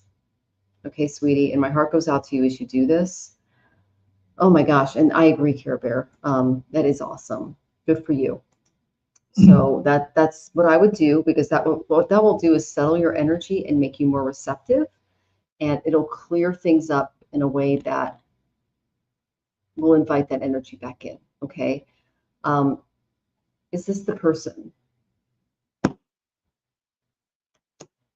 Yeah. It is the person. I got the Emperor, but their life is completely out of balance right now. Like, so this has nothing to do with you. They are really unbalanced. Like, this is my card for someone who is emotionally and spiritually not going through a good time, and they do not want to share that with you because they are used to being in control of their life. They feel like an emperor, and right now they feel like they're completely out of control. So it has nothing to do with you and everything to do with what's going on inside of them. Okay, so just give them the space to deal with that, and know that they're dealing with some pretty big stuff right now. Okay, and it is a divine plan. It will happen, sweetie. Okay, so you just have to give it some time, sit back, and let things go the way they go. All right, sweetheart. And I'm sending you lots of love, and Care Bear is too. Thank you for sending love in the chat. Oh, Katie. So Katie, you are next. As far as birthdays, I am a certified jyotish practitioner. It's an actual degree in India, and I can do relationship readings. Like, people come to me for marriages and weddings and stuff. So if you want something like that, it's on my site. I do relationship readings. I also do individual readings and couple readings as well. So Katie, I met a man in September and we clicked. He's going through a divorce. Ooh. And our connection did not last. He parted with a long, it's really not you timing. I know that that's a cliche. So I'm wondering if any connection, platonic evening, is possible at some point, at what timing will look like. Here's what I got. I got something is coming your way. Let me ask if it's him. It's a good one. Because you're open. You are wide open for love, my dear. It's not him. You need to walk away because you got someone better coming. Okay. Let's see what you got here. Oh, and this person's going to be really true to you. All right. So you got a good one. And you're going to be able to work together really, really well. Okay. So you're going to get a communication from someone new. It's going to be pretty exciting. I'm excited for you. It's going to be a brand new beginning. This is someone that you've never really been in a relationship with before. They're going to bring a lot of new things into the relationship. They're going to treat you in ways that you're like, I didn't even think about that before. Okay. It's coming quickly. I got 8 of Wands because your heart is open. The other person's heart wasn't. First, the previous person, walk away emotionally. Someone amazing is coming your way. Excited for you. And it's not going to take very long. Knight of Cups, roses, emotional intelligence, love, loving you, just coming in on a white horse. I mean, come on. We love these guys, right? I love it when I get stuff like this because it's like, oh, she left, this guy left and a better one's coming. I love getting this, okay? And then you're going to find yourself weighing yourself between these two guys. Should I have gone with the previous one or should I choose this one? Don't go with the previous one. Don't go with someone who didn't choose you, okay? Because this next one is going to choose you and put you first. He is very emotionally in tune. He is very romantic. He is going to be really in love with you, okay? So try not to weigh the two possibilities. Also, this also indicates an incredible period of busyness. So you might feel yourself juggling a little too many things at once. Just make sure it's not these two guys, okay? That's the main thing that I'm getting for this. So that was pretty clear to me. What did you get, Jonathan?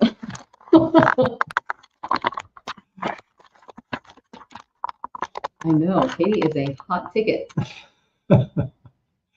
Katie, when this video is posted for view on YouTube, you need to go to YouTube, zoom through to this point, and take extensive notes, because that's the best reading I may have heard in years for I know. someone. I have horrible readings mostly. Well, the thing about Michelle is she Tell the tells you truth. what she feels, what she sees, and what she's being told.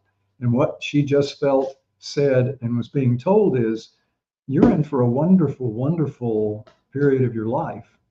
So just, breathe, relax, and don't jump the gun, though. It might not be the first person that you bump into that says, "Oh, hi, my name is Bill. What's your name?" Just be on the lookout for somebody. A twin flame is sort of, there's an old expression. I can't describe That was it. the previous one. Oh, okay, sorry. I can't describe it, but I'll know it when I see it. You said that because you're the Knight of Cups in my card. Yeah. So it's, again, the first person to come along and say, "Hi, what's your name?" That's not what we're talking about. A twin flame relationship.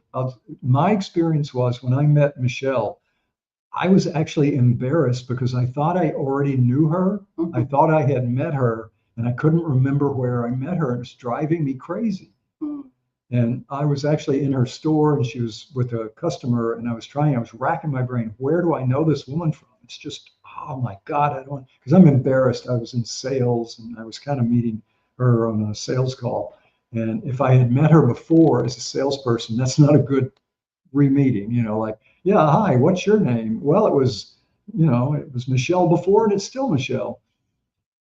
And then I realized, no, I had never met her before in this timeline. But we knew a lot about each other from shared experiences in other timelines. So just be wary. Make sure that you're meeting your twin flame. Yeah. He says twin flame because he's the Knight of Cups in my deck. Yeah. It's going to be someone really romantic. Yeah. So stay open, but be realistic. Okay. Woo-hoo. I love getting good love readings because I have to tell people bad news most of the time, and it's nice to have like that little spark. So yay, Katie! I'm excited for you. Wow, yay! And you're so welcome. You are so welcome. Oh, and Care Bear, thank you. We love each other very much. We're so different, but it just works. We're like the odd couple. So yeah, you go for who shows up for you if you feel them too. They are rare gems. Yep, that's true. I completely agree with you. Absolutely, for sure. Oh my goodness. Okay, so our next lovely question is from Seashells. I found the most beautiful seashell on the shore yesterday. So it was out here in Puerto Vallarta. It had the most, I'll show it to you guys sometime. It had like a beautiful mother of pearl finish, and oh, it was so pretty. I gave it to put it on my altar. So Seashells, are you here, sweetie? Let me know if you're here, because I've got some great cards for you. You can also do the replay, so I'll try to contact you for that. But here's the main thing that I got. Yes, your mother-in-law is going through some relationship issues. The first thing I got was the 7th house, and then I got the 3rd house. She's picking up the phone. She's writing emails. You are her contact when it comes to these relationship issues. The reason why she's contacting you is because there are past lives that you've lived where you were able to suss out issues in relationships, and you have a lot of emotional maturity and mental maturity in this area. And they kind of see you as an authority. Even though she's older, she has a respect for the way that you're handling things. Okay. And that's really rare, especially when it comes to relationships with older women. So that's a really cool thing to have. I get that she is like, she's a very grounded person, and she sees you as a very grounded person, and you have a good relationship, because this is all about trying to do what's materially best for you. I got Queen of Pentacles. So this is a great relationship that you have with her. And you and Laura, you might even have some past lives where you're able to do some things together. And the trust is there, and it's a really cool thing. Okay. Kim B, I did not get your question, sweetie. Go ahead and put it in. Thank you, hon. I believe her husband does some past things and they're coming back up. Well, your communications are correct, and you are looking, see how she's looking at the pentacle? You're looking at the situation very practically, because you see that this is the Capricorn sign here. So Capricorns are extremely practical, very businesslike. And so she appreciates that you have a very grounded approach to how the relationship is going. And she appreciates that. And in return, that's great. You are correct. That's not great. Okay, I got the 10 of Cups reversed. Emotionally, things are up in the air. If this were upright, this would be like happy family, children playing, things are going well. This tells me that the issue is emotional. It's not necessarily financial or action-based. It's emotional. So I asked, what is going to come of your conversations with her? Because that is the most important thing that comes out of this. Okay. And you said you believe. Well, my dear, your hunches and the things that you're thinking of are very much correct, because I did get I got the Ace of Wands, and you see that beautiful flaming third eye right there. So you're picking up on some stuff. You're seeing some things. So there's going to be an exciting breakthrough that comes through, and you're going to let her know about it. It's going to be a new opportunity. And it's going to light her fire. It's going to make her feel more positive, self-confident, affectionate, sexy, dare I say. And there are new prospects for improvement in her life that are coming. And so she's going to enter a time of initiation, of originality, and you are the one that's going to see it and lead her to it. That's why she's calling you. That's why she's picking up the phone and saying, darling, I am having some issues. And you're going to be able to, with her, through your communication, spark that beautiful ajna energy and see through to what is going on. So don't hold back, and you will be rewarded. And she's also going to attract some new friends too, and new people in her life when this happens. So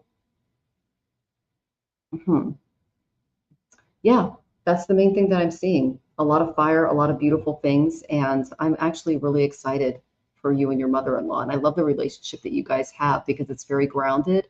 It's very stable. It's very rational. And you're able to come up with really innovative and inspiring ways to help each other through problems, because you're both coming from that space. And that's really rare, because not all mother-in-laws are great. So, so she's more welcome to move. She must have found out the father child is now an adult child. It's a difficult situation. You're a Leo. She's a Virgo. Okay, I'm a Leo, and Jonathan is well, that's our my Venus is in Leo, and yours Moon is in. Yeah. Anyways, so we have some placements there too, and I'm so glad that you love each other back. So I think that's probably why I got the Ace of Wands, because that's that fire and earth sign. It's that spark. And you're giving her that spark to kind of like see things the way that they should be. And that's really going to help her out. Okay, so I'll see if Jonathan has anything for you too.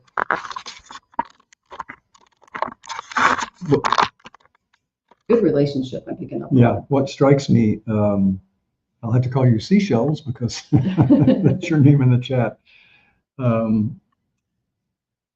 You are there. Mm-hmm. You are reaching out. You're holding things together. You're seeing things realistically. You're loving, kind, and helpful. My God, we need more people like you in this world. Yeah, we do. I don't get a lot of anger or bitterness. There may be something in the back there, but up front, in the battle, you're saying, come over here. I've got ammunition. I've got food. You can stay here. We'll work things out. And he can either stay or he can go, but I got your back one way or the other.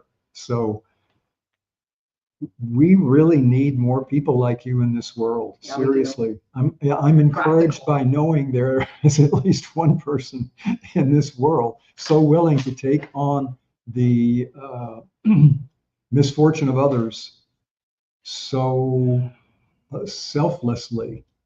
So thank you for coming in and making our day a little brighter. And best of luck with that. It sounds like all that needs to happen is that you take charge and straighten things out. Hopefully, she'll recognize that and will allow you to step in and do what you can. Yeah, definitely. Oh, and Amanda Carroll, welcome, sweetie. We're going back and forth with the camera, so we're a little different this time around. Woohoo! Okay. It's the 90s. It's the 90s all over again. All right. It is. It's kind of like that in Mexico. Okay. Oh my gosh. And Care Bear's right. You can really help her get out of her head because Virgo, they like to think. They're thinkers for sure. All right.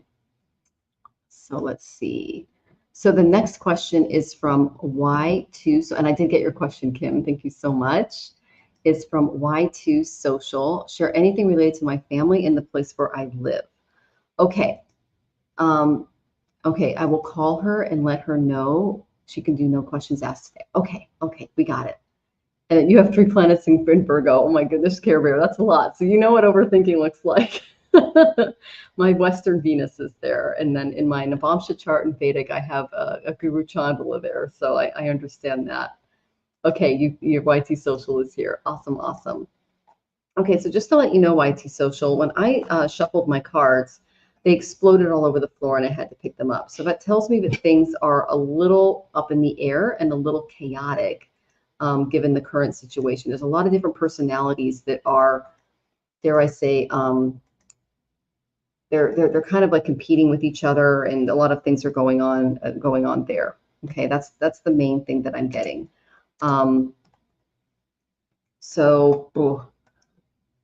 This is the main thing that I'm getting. Okay, first this is how you can handle the situation because you can only control you. I got Leo. Okay, so this is all about sitting on your throne, making decisions. I have another question related to removing negativity. I'm trying to apply for admission. Okay, the one that I got for you is anything related to family and the place that I live. So it's only one question per person. Okay, sweetie. So this is the question that I asked about. That's probably why my cards exploded because there was a lot going on. My city, I like New York City, but I'm from Karachi City of Pakistan. Oh, okay, I see what's going on. Okay.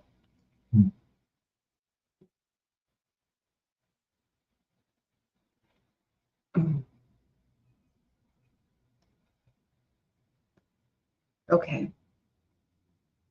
The place where you feel leadership, where you feel creativity, where you feel is like kind of your place is a no. I got Leo. That's your past life. They're literally saying to move away from that area. Okay. And then I got the first house in Aquarius. That's the complete 180. You're going to have to think really innovatively about your position and where you would like to be. Aquarius is all about innovation, tech, thinking outside the box, doing things differently. And they're saying that you need to move yourself to a place that is completely different than what you're used to, because Leo is the complete opposite of Aquarius. Aquarius is ruled by Saturn. Leo is ruled by Sun. They're enemies. Okay, so even though you feel like you shine in one area, they're requiring you to move to another where your soul can grow and learn and think outside the box. That's the main energy that I'm getting. You're keen to relocate. Well, good, because that's where they're bringing you. So there's a lot of past lives in the previous place, and they're moving you away from that so you can explore new experiences, new innovations, new people. That's what I'm seeing. So you are trying to relocate to Europe on a student visa, getting a master's admission. Now, I do astro mapping, and I actually have a special on my site for that, and that's basically a technique that I use. I'm a certified jyotish practitioner, have degrees and certifications. And what I do is I look at your chart and I compare it to a map of the world, and we can get down to the city, down to the longitude and latitude of what you're looking at, and I can tell you what your experience is going to be there. for instance, in Southeast Asia, from where we are now, which would be North America, it would be 180 degrees. And so it's like flipping your life in a completely different direction. That's kind of what I'm seeing for you, is that you are literally moving from one area of the world to another. That's what that Leo Aquarius energy tells me. So I asked, what is the main thing that you can tap into? I'm also trying to get business partnerships with Lady Nadia and her help as well. We look at Singapore for some time.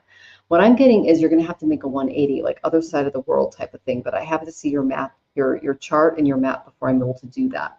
Okay, and that I do have sessions available for that. You can contact me. It's Michelle@astrologicaltarot.com, and I can look at. There's multiple charts that I look at. It's not just your Rashi, which is your birth chart. I look at your career chart. I look at your dharmic chart. I look at your family chart. I look at all the different, look at your financial chart and what you can expect. Those are called divisional charts in Vedic astrology. So we can kind of suss out what's going on there. But the main thing that I think you should do, and the reason I said maybe you should talk to me, is I got the Queen of Cups, and the Queen of Cups is all about looking at this from a very intuitive perspective. This Queen is psychic, which tells me that you may have some intuitive gifts that you can tap into and really rely on. This is all about empathy, nurturing, clairvoyance, devotion. So, the place that you go is going to allow you to express your feelings a little bit better. Okay, so it's time to embrace the sensitive fragility of your human emotions, including your own, and make this decision from your heart instead of your head, which is very interesting. Kindness, compassion, and care will lead you to your spiritual path. That's what they're telling me. So there might be a friend in your environment that you can kind of lean on, someone who's a little more watery in your life. Someone who listens very attentively to you. But now's the time to really embrace your emotions and allow them to guide you. Usually I say the opposite, but you're all over the place. They're showing me all kinds of stuff. Let's see what you're saying. What about Iceland? What about, girl, honey, you just need to get a reading with me. So yes, I love Nordic countries as well. Here's the thing. My husband and I live out of 2 suitcases. And so we can pretty much go wherever, whenever we want. That's how we live. And so if that's the kind of life you want, you're welcome to it. But I have a feeling that you're kind of looking for a place that's more grounded, more you. And you might need an astro mapping session to do that. So that's what I would recommend for you. But the main thing that they're saying is rely on your intuition, and you're going to make a complete 180 from where you're at now. Okay? We'll see if Jonathan's picking up on anything as well. So 180 from where she was doing is what my card said. Yeah, YT. Honestly, I lost track in the thread there of the places that you had opportunity to go to and do things.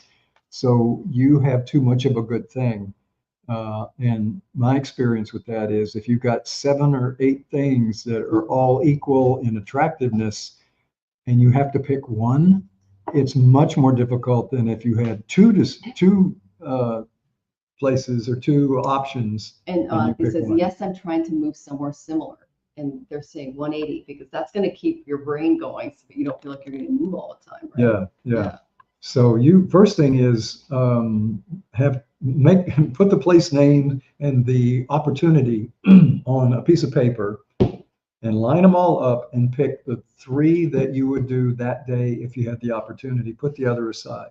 Then look at the 3 and say, okay, if I had to get on an airplane right now, which of these 3 would I do? Just like you got to think, make decisions like that, So you go from however many it was to 3, you pick one of those 3, and then you look at the other 2 and think, would I regret not having taken either of these remaining 2? And if the answer is no, you made the right decision. If the answer is yes, then you have another decision to make. But you need to, you can't do 8 things at once. You can't be in 5 places at once. If you can, talk to us because we need, we need that franchise. But the good news is that you have so many options that it's confusing. The bad news is that you have so many options, it's confusing. So you need to prioritize, and you need to select down to 2 or 3 and then make a decision based on the outstanding characteristics of the one that you pick out of those 2 or 3. But the good news is you have all these options. That's true. That's true. And YT Social says that my passport is the world's 4th worst one. Well, we've been doing a lot of research on passports. And so that's like Boomer Mill, that's Nomad Capitalist. We follow Amelia and JP, like all of that. I'm trying to think. There's a lot of expat channels. The world's 4th worst passport is I know Southeast Asia has some issues. okay. But is it Pakistan or is it Something like that. I don't know. That's what.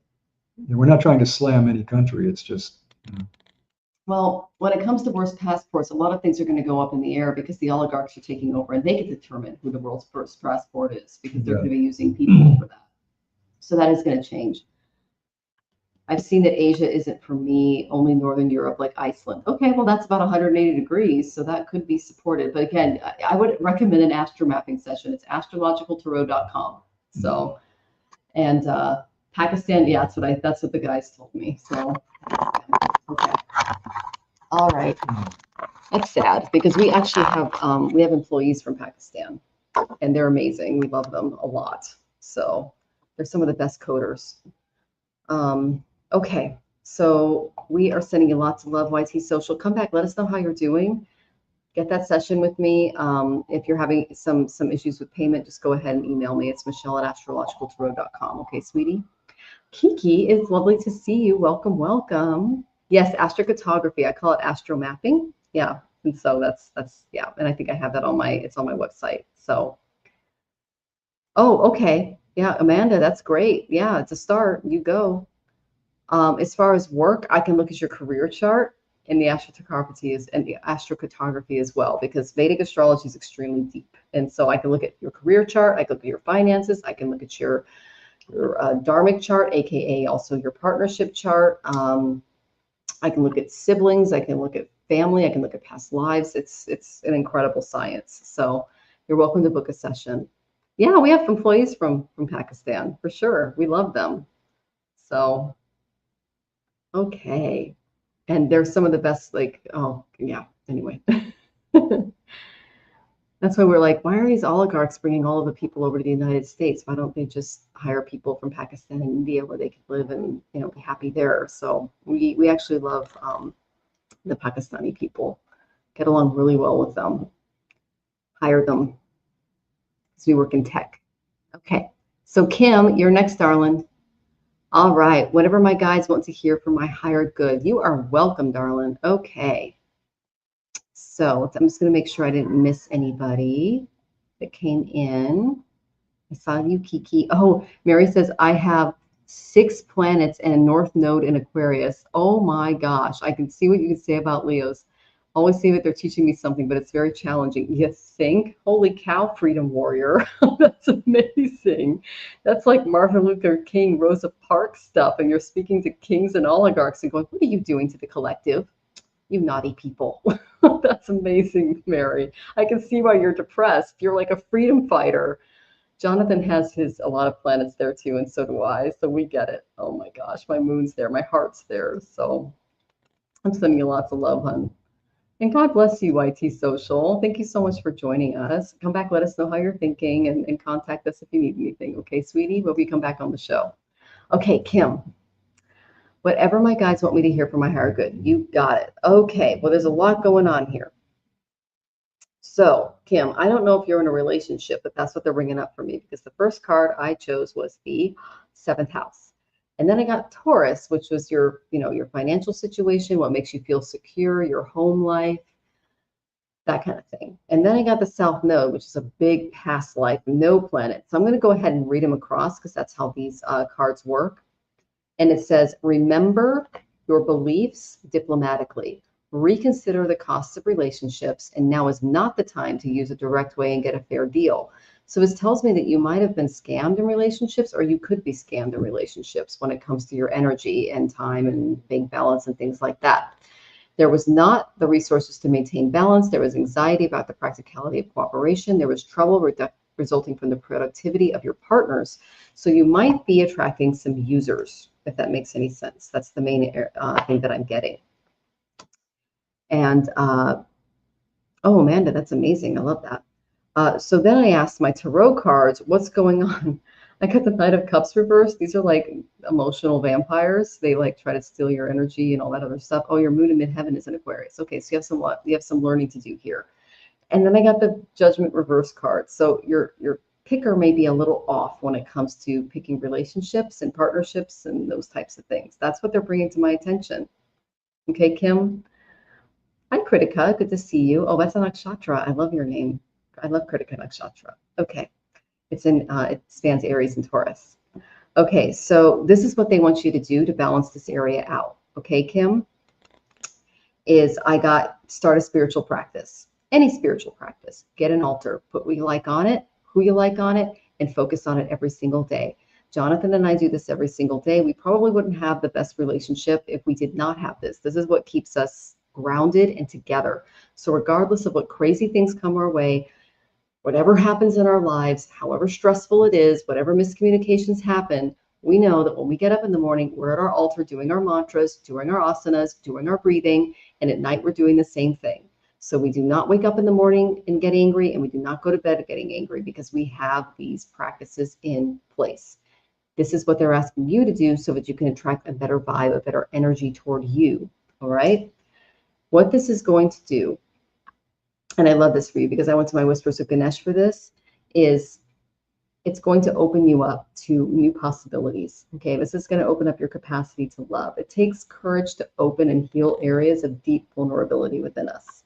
Okay, so we all have a profound longing feeling to be loved because we feel separate from our divine source. We call them our Ishta Devotee, whether it be, Jesus or Vishnu or Mother Mary or Kali or Muhammad or Abraham, whatever your Ishta Devotee is. That's what we feel this disconnection from, and we try to find that meaning in other people and the other names and forms that are in front of us. So take a moment to look at how you're handling yourself emotionally, especially when it comes to your relationships. Are you being open and honest, or are you withdrawing from situations? Are you masking a problem with like avoidance, such as like, how do I say this? This would be like doing something in extremes in order to kind of cover up how you're feeling. It could be in the form of shopping or eating or overdoing something in your life. Okay, eating, drinking, that kind of thing. So are you holding any grudges? That's something else to look into. Because when your heart is open, you'll find that your actions match your words and you rarely get offended. So you're emotionally available when your heart is open. And they're saying that your heart is not open because you have been not treated very well by these people, and it's because your judgment was a little off. Okay.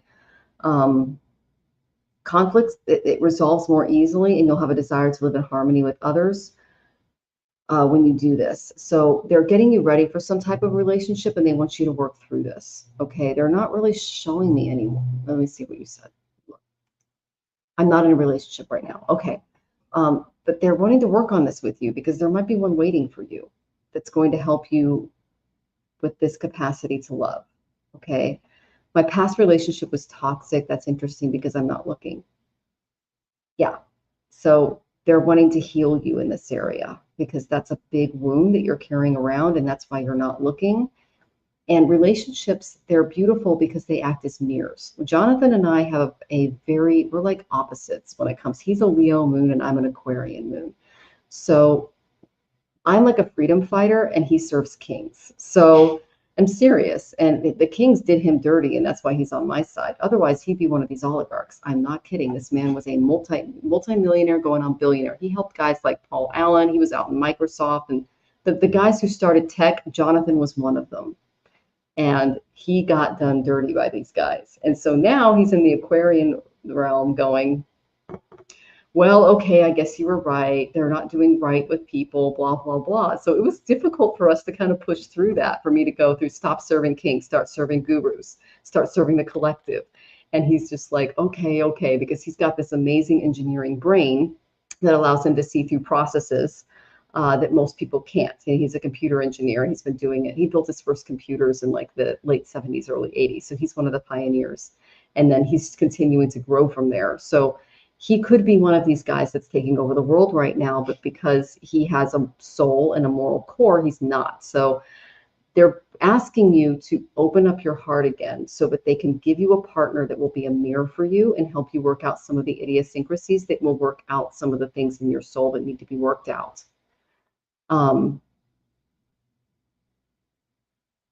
Okay, what else are you guys saying? Okay, they're saying new beginnings or breakthroughs will be possible. There could be honesty and trust around this. There is a need for more intimacy in your life because your heart's closed off. Oh my gosh, you're just showing me like this cage around your heart. You need more passion. You need those little displays of affection, and more faith is needed where there's now frustration and worry.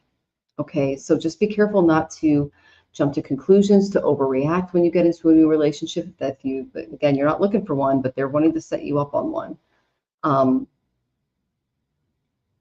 They're saying emotionally you've been hurt so badly, but that's why they're sending you someone to help you work out some of these things so that your soul can let go of these things and it doesn't haunt you in your next birth.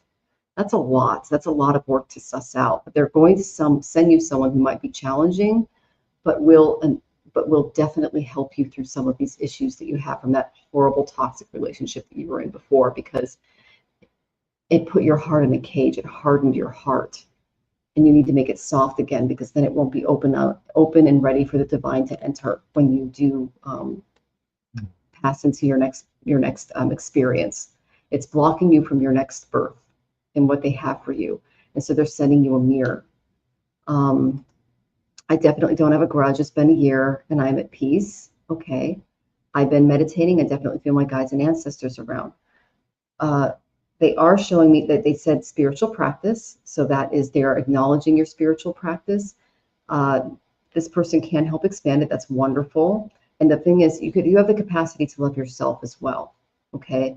But the main thing that I'm getting is that this person really messed with you on a material level and on a heart level, because Taurus rules the heart.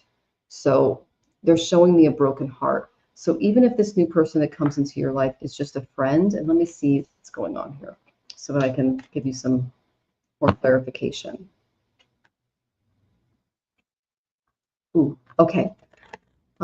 So I'm getting that you are the queen of your world. You're doing very well materially. You're focusing on your spiritual journey, and you are taking ownership of your kingdom, but it's affecting your intuition.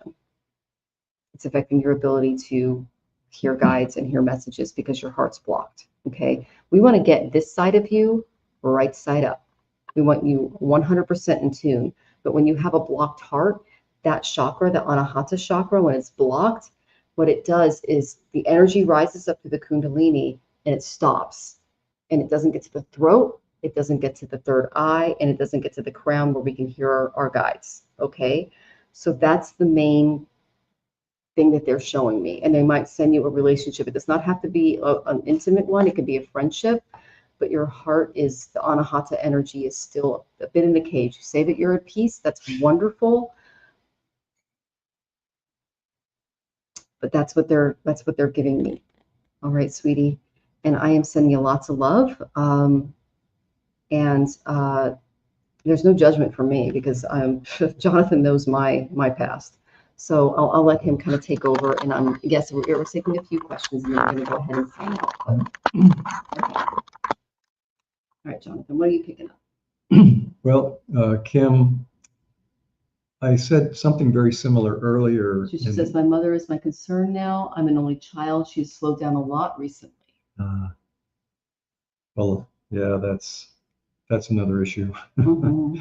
But I really have nothing to add. You have just received the most insightful reading you're probably likely to get for a long time, step by step. When this is available on YouTube, I would suggest that you spin forward, take notes, because Michelle just laid it all out for you, step by step. Oh, okay. Well, thanks, honey. I'm saying that because, see, I'm sitting across from her. I can see and feel the information coming through. She's just, just, okay, turn to this page in the encyclopedia and go to this, footnote in the back. And, yeah, it laid it all out. It's there if you want it, but you have to go and do the work. Fortunately, you just got a sheet with all the steps There's laid no out. judgment from us because we No, have been no. through, like, come on. We're not, yeah. No, if you're still out there looking, But she's not, though, and that's okay, too. Yeah. Like, you got to come where you're coming from. Yeah. Totally. so, and again, you can explore. If it turns out, no, I'm not ready for that, then you know. And when it comes to material and heart loss, we have it in spades. So, yeah, we get it. So, yeah. Okay. And then Kim says, oh, thank you, Kim. Oh my goodness. It's hard for me to give some of these readings because sometimes the guys, they just say, you know what, just give it to the person. They're going to be okay. And I'm like, are you guys sure? And then I never really know. Okay, let me just turn off my camera on and off really quick. Oh, there we go. Okay, we're back. All right. And then Mary says, let's see. Oh, I hope you don't harden your heart, swallow your tears. Oh my goodness. So, that's a song. That's a Okay, heart got song. it. Okay, I saw heart song. I was thinking that's where you were coming from. So yeah, I've come from a place of a hardened heart. Would you say that it took me a while to trust you, Jonathan? It really did, because I came out of a bad one. Oh yeah, you were manipulated by master criminals for years. I know, that was crazy, and it took me a long time because he came in and he was, Mr. Charming, and I'm thinking, what does he want out of me? Because that was where I came from. So I get it. And then Unoriginal Player, hey, this is all super interesting. Really enjoying the stream. Well, thank you. I love it when people join us from Twitch. We're on multiple channels, and Twitch is like one that I'm not on as often. I do daily readings now, and I hope that you'll follow along. We're here every Wednesday with readings, and you're welcome to ask a question. So we already had dinner. That's why we're still going because we're in a different time zone. So, oh, thank you, Kim. I really appreciate that. And my heart goes out to you, definitely. And then, oh, I'm so sorry you guys are battling the flu. What a bummer. Oh my gosh. Lots of ginger and lemon and honey and nice hot drinks and good things. We're going to send you some love. Okay. Okay. So, oh, Linshi 7, welcome. I will go ahead and get your question.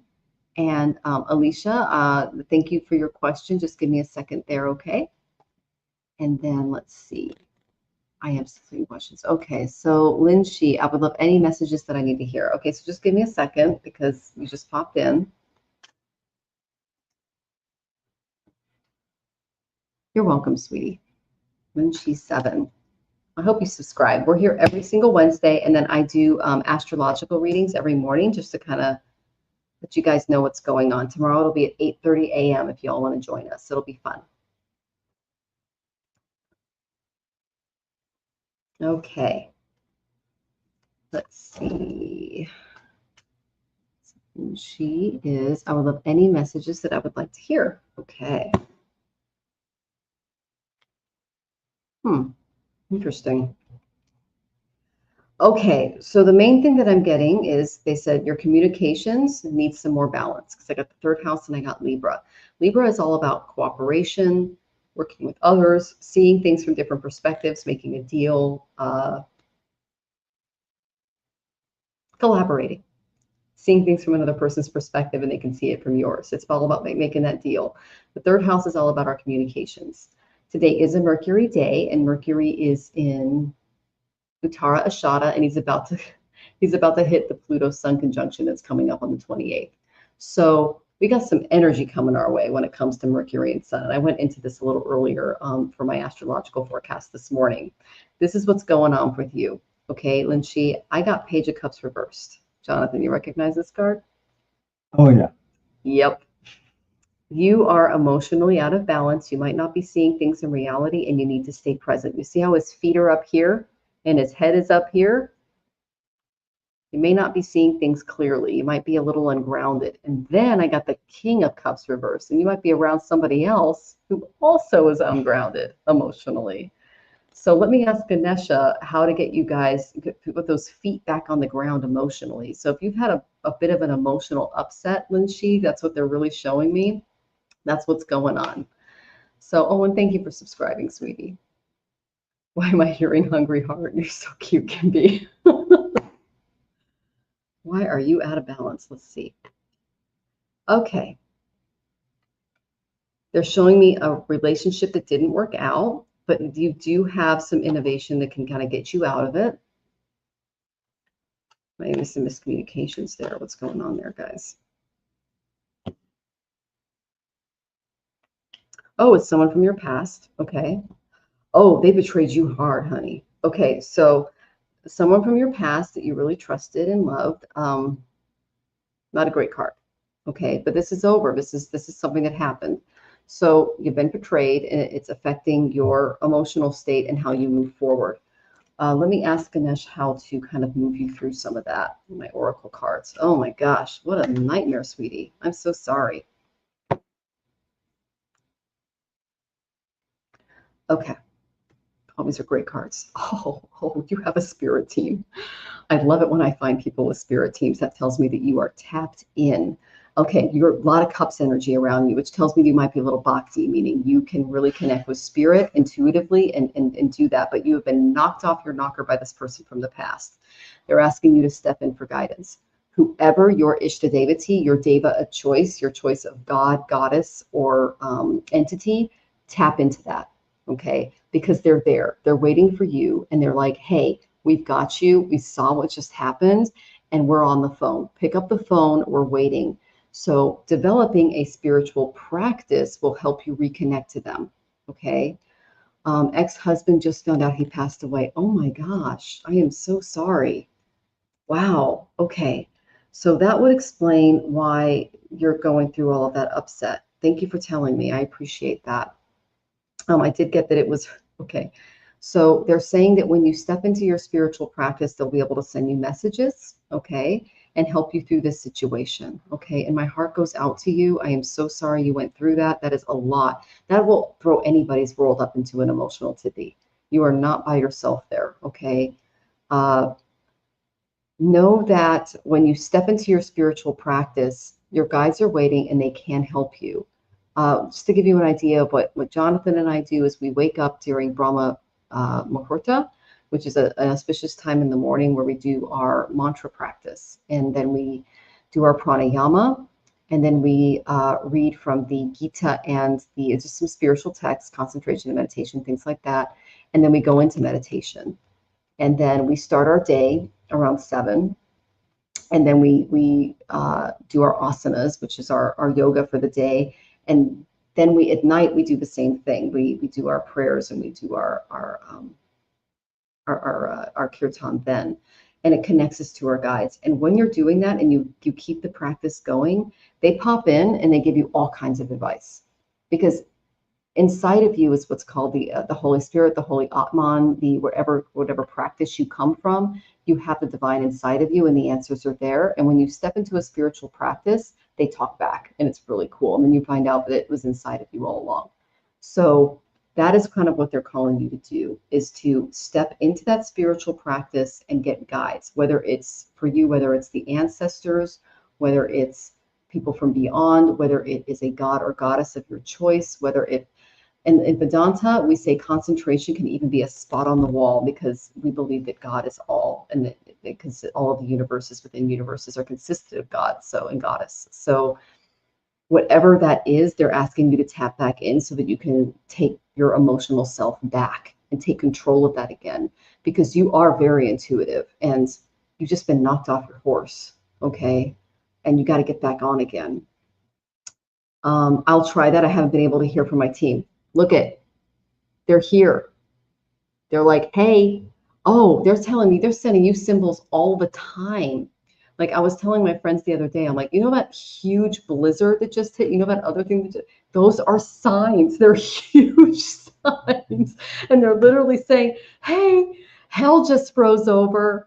Like it's happening. Like things like this. So I'm going to let Jonathan take over. And hey, Tim, good to see you. Welcome, welcome.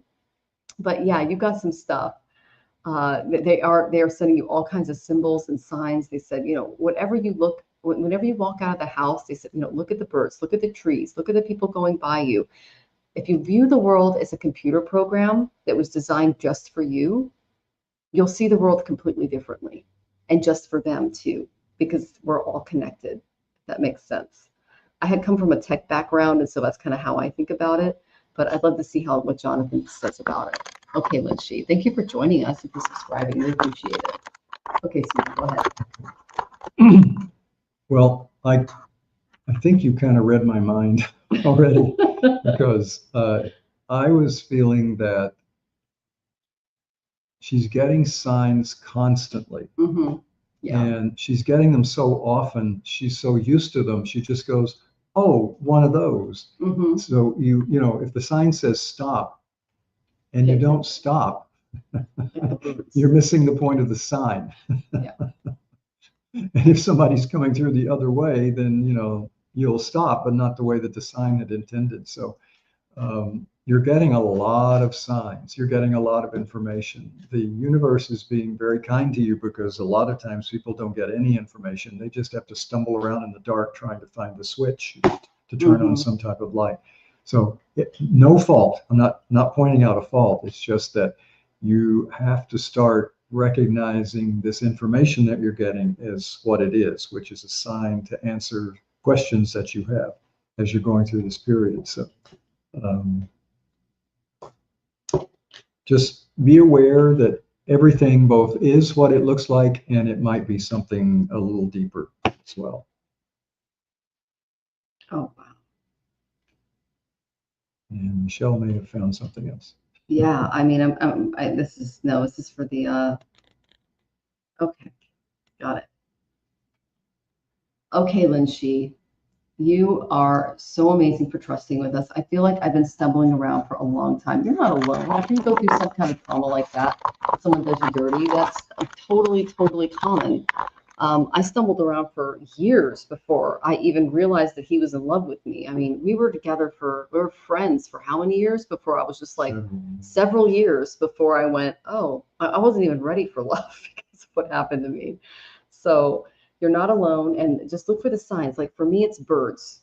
For Jonathan's, it's coins. So for me, it's birds, it's feathers. For him, it's coins, because he's a big worshiper of Lakshmi. His name's Srinivasa, which is a boat of Lakshmi. For me, it's birds. My name is attached to the peacock.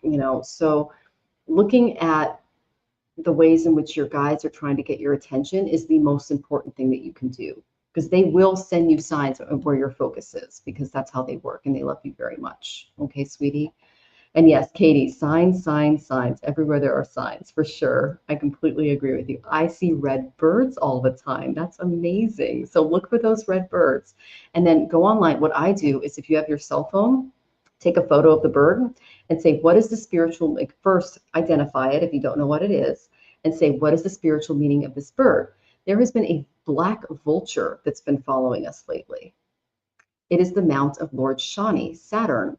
And what we got from all of Jonathan's cards was I got the Knight of Cups, and I got Death Reverse, meaning he's fearing some of the changes that are coming. And I'm like, are you fearing some of the changes that are coming? He goes, oh yeah, Lord Shani and da da da da. So he sent him a vulture, and the vulture was literally playing with some stuff that was flying in the air off of the beach. And he was having a blast. And I wish I could have gotten a video of it, because this giant black vulture is literally playing in the sky. And it was literally Death, Vyama, and Shani saying, it's okay. Change can be a good thing. And it lifted his spirits up. So things like that. And of course, I'm pointing it out. And he's like, that vulture is literally having a good time in the middle of the day in the sky. And I'm like, yep. Things like that. Today we got green parrots in a tree. That's representative of Mercury. And they were literally singing and playing together. And I'm like, even though we had an argument about that thing last night, we're going to be okay, because we always find a way through it, because we're not perfect. No one is. And so little things like that. So definitely look for those signs. Cardinals. Oh my gosh, look for cardinals. I know that they can represent someone who's passed. Think about that. That's how I know cardinals. Cardinals is a soul that has passed that is trying to get your attention. So there you go. Okay. And they do. They look right at you. They look right at me too. That's why I'm a vegetarian. I looked at a chicken and that chicken looked at me and I'm like, I am never going to eat another chicken because I saw right into that chicken and that chicken saw right into me and I see right. That's how I see birds. I just connect with them. So, okay. Oh my gosh. And Mary says, feathers for me. One night sitting in my car, it's snowing hard. I'm crying out of nowhere. This huge feather falls out of a blizzard right onto my windshield. That's like something that would happen to me. Remember the osprey feather that landed after I had the shamanic thing? Oh my gosh, that is so cool. I love that. Oh, and Lindsay, I'm so glad. I mean, we're not perfect, wouldn't you say so? We got our problems. Like we are literally 180 degrees when it comes as a couple, and we have a 33-year age gap. So, but we actually get along really well. So, and I'm his first wife, so that's interesting. So, so he's like the Martin Luther King now, but he used to be the, what would you call yourself back in the day? Which day? Oh, geez. The Grand Colbert days where you were serving kings. Yeah. So he's turning around. Okay. All right. Ciao, ciao. Love to you too, Amanda. Thanks for joining us. Okay, Alicia, you are getting a little obsessive, my sweetheart. Okay. I know you need guidance and you're next. Okay. So Anush, will he come back? His no contact, feeling for me, destined partner, not able to move. My heart's saying he'll come back. Sweetie, this is not the person for you. Okay. And I say this with absolute love in my heart. I got the third house, communicate. And then I got the sixth house. The sixth house is all about service to others. Okay. If you get into a service project where you're putting your heart and your energy and things into that, you will attract the right energy for you, but you are not attracting service-based individuals. These are people who think about other people other than themselves. The reason I say that is this is a tower moment. This is a time for you to really sit back, look at the way that you're obsessing and just go, hey, no more. This is not a good relationship for you. I got this from my first marriage. It's not a good card to get. Walk away. Okay. That's the main thing they're saying. I got the Seven of Wands reversed. Stop fighting. Let go. It's going to be okay. You do you, sweetie. If you'd entered this relationship, it would have stolen your mental energy. Okay. It would have not allowed you to plant seeds for your future. And it would have not resulted in anything that was going to bring you life, meaning, purpose, and all of your efforts would have been wasted. Okay, sweetie. I noticed that you've popped up in the chat quite a bit, and my heart goes out to you. I realize that you are very upset about this relationship, and know that it is not for you. And if you step into a role of service, you're going to find your person. But you need to start attracting people who don't use and abuse you. All right, sweetie. And I'm saying this from a complete and total non-judgmental place because I was there before, especially in my 20s. Oh my gosh, I attracted everything. Ugh, so many vampires. So my heart goes out to you, Alicia, and know that this is the no contact is for your higher good. And so I'm going to go ahead and give you the judge over here. And again, I say this with absolute love. Okay, sweetie?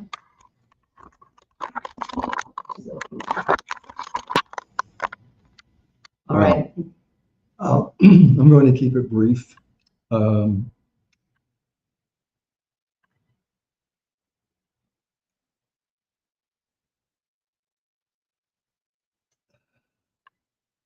It feels to me, and your question to me seems to indicate that this is the last chance you will ever have for any type of relationship in your entire life. And honestly, for most people, that's just not the case. It's just people have regrets, especially women. Was he the one? You wouldn't believe the questions that we get. Mostly I moderate in the chat. I'm not necessarily a presenter. And the number one question that we see that female people, want answered is he the one? When will he come? And will I know him when I see him? And that sort of thing. So I understand. I have a heart for women. I understand. Probably I'm kind of tooting my own horn here because I've spent so much time with women. I kind of know the stresses that women put themselves under and society puts them under. and you need help. You need a partner. You need somebody to talk to and say, am I doing the right thing? What should I do about this? Hey, did you hear about this? But the last thing you want to do is to take your life, your valuable time, and your love and put it into a relationship that is not, in fact, the right relationship. But he wasn't Mr. Right, he was Mr. Right then. So, despite what you want to do, you need to be very careful and very determined to find the right person. And you will turn down more people before you find the right people, the right person. It's just the nature of it. There's a lot of people in the world now, and a lot of people are running around all over the place doing crazy stuff, and you're bumping into them. And if you're in a headset where, is he the one? Oh, is he the one? How about him? Is he the one? Eventually, one of them is going to be the one, because you're just going to get tired of counting to one. Yeah. So we've both been there. Yeah. So take a breath and go for quality rather than quantity or Mr. Right now. And really, that's all I have, but it's all you need. Okay, thank you, sweetie. Sure. And you know, we've had our share of relationships too. My nodes are on the relationship axis, so I'm learning lots of stuff in my dynamics as well. And Tim McKee is here, and you're just saying the nicest things in the chat. Thank you so much. New person to the channel. Let me find you. And you've been subbed for some time now, but I think this is the first live. Oh my gosh, you and John are such a blessing to hear. Thank you so much. Now, Allie wasn't able to make it, and so my husband Jonathan stepped in to help me out. And you know, he is a long-term yoga expert, and he's always been tapped in as well. And I really appreciate your kind words. You're so sweet. I really appreciate you too. And thank you, Care Bear Bard of the Cards. We appreciate you too. You're amazing. And the lovely Jeff is here. Isn't that great? We love to see you, Jeff. It was great to see you live the other morning. So, oh my gosh. So, and UT Socials. Nice to meet you, Mr. Jonathan. So, yeah, it's and then yeah, lots of love to you as you go through the flu, sweetie. Oh my gosh. Yeah, I think Mary posted some really good.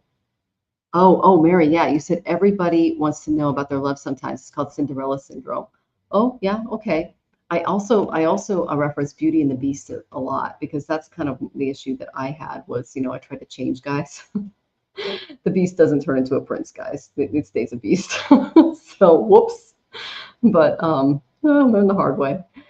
And then, what did you say, Mary? It was so good. It was about the flu. I'll find it. But yeah, it was about the type of stuff to take. Oh yeah, it was 1 spoon of honey daily, pollinated in a 30-mile radius wherever you live, will help with all flu-like diseases. Take it every day. It really works. As soon as we got to Mexico, I bought a huge thing of honey, and then I learned about the sugar ants in the area. That was interesting. And I'm a himsa, meaning I'm a vegetarian. I can't kill anything. And so I was literally like taking things and putting them on plates and like blowing them into bushes. Like it was the whole thing. But we managed to hopefully not kill too many of the sugar ants that took over the honey. But they have the best honey here in Mexico. It's all homegrown, and the produce and everything. It's so good. And then Y2 Social, I did see your question. You said that you were moving around a lot. You had a lot of things going on. Did you mean Marin Altman?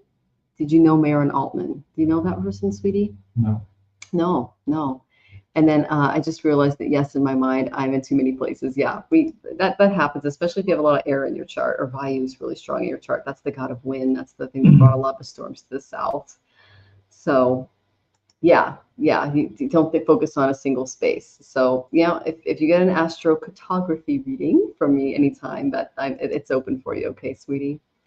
So, yeah, and we were able to move, and we're very happy about it. What do you think about it, Jonathan? You're pretty good? Yeah. Oh, and YT Socials and Aquarius rising. So yeah, I understand that. I'm an Aquarius moon. You have Jupiter and North Node in Aquarius. So we kind of have that in spades. So we totally understand the need to move. And your Mercury line is in Iceland. Okay, all right. So if your Mercury Mahadasha is active, that might be the place for you to go. So that would be something to look up. Okay, Y2 Social. The fact that you have Aquarian placements also tells me that you might have a natural head for astrology as well. So that makes me excited. Oh my goodness. So that was all of the questions. Oh my gosh. And oh, you have a Neptune complex in your chart. Well, Neptune is currently with Rahu, and that's what's causing a lot of confusion with light workers right now. So my heart goes out to you and everyone in our community through that. So yeah. All right. Well, thank you all so much for joining us. This was a lot of fun. Did you have fun, Jonathan? Yeah. Okay. I'm sorry Allie wasn't able to make it. If you have a chance, she posted what was going on in her life, and it's a lot. Like, she has the same moon as the United States, so does I, so does so does Marina, so does Michelle Obama, who didn't even go to the last inauguration. There's a lot going on for us, so it's a hard time for people that are really trying to stand up for the collective and see the best for all and everybody.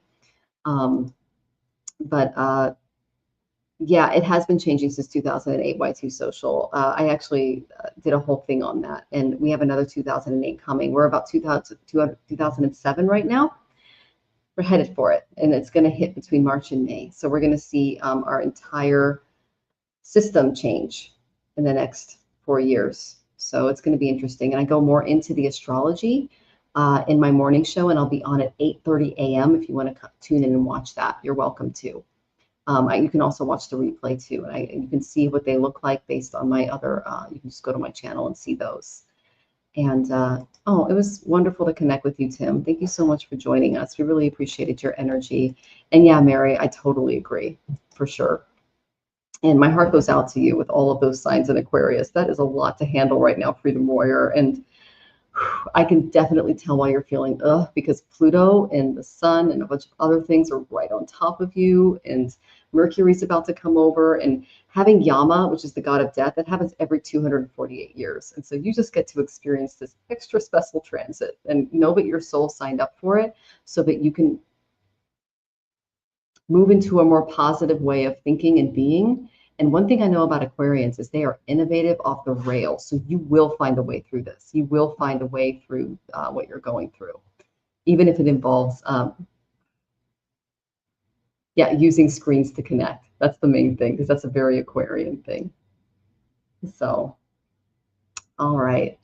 So I just want to send you all love. Oh, and thank you so much, Cara Bear. I really appreciate it. And I hope you do join in Y2 Social. It'll be a lot of fun. And you're very welcome, Mary. Okay, so I'm sending you lots of love, and thank you so much for joining us. We really enjoyed just spending time with you. Thank you for understanding that we weren't able to just completely have Allie on the show and everything else, but we're sending you lots of love, and we'll see you next Wednesday at 6 p.m. Central. Take care, everyone.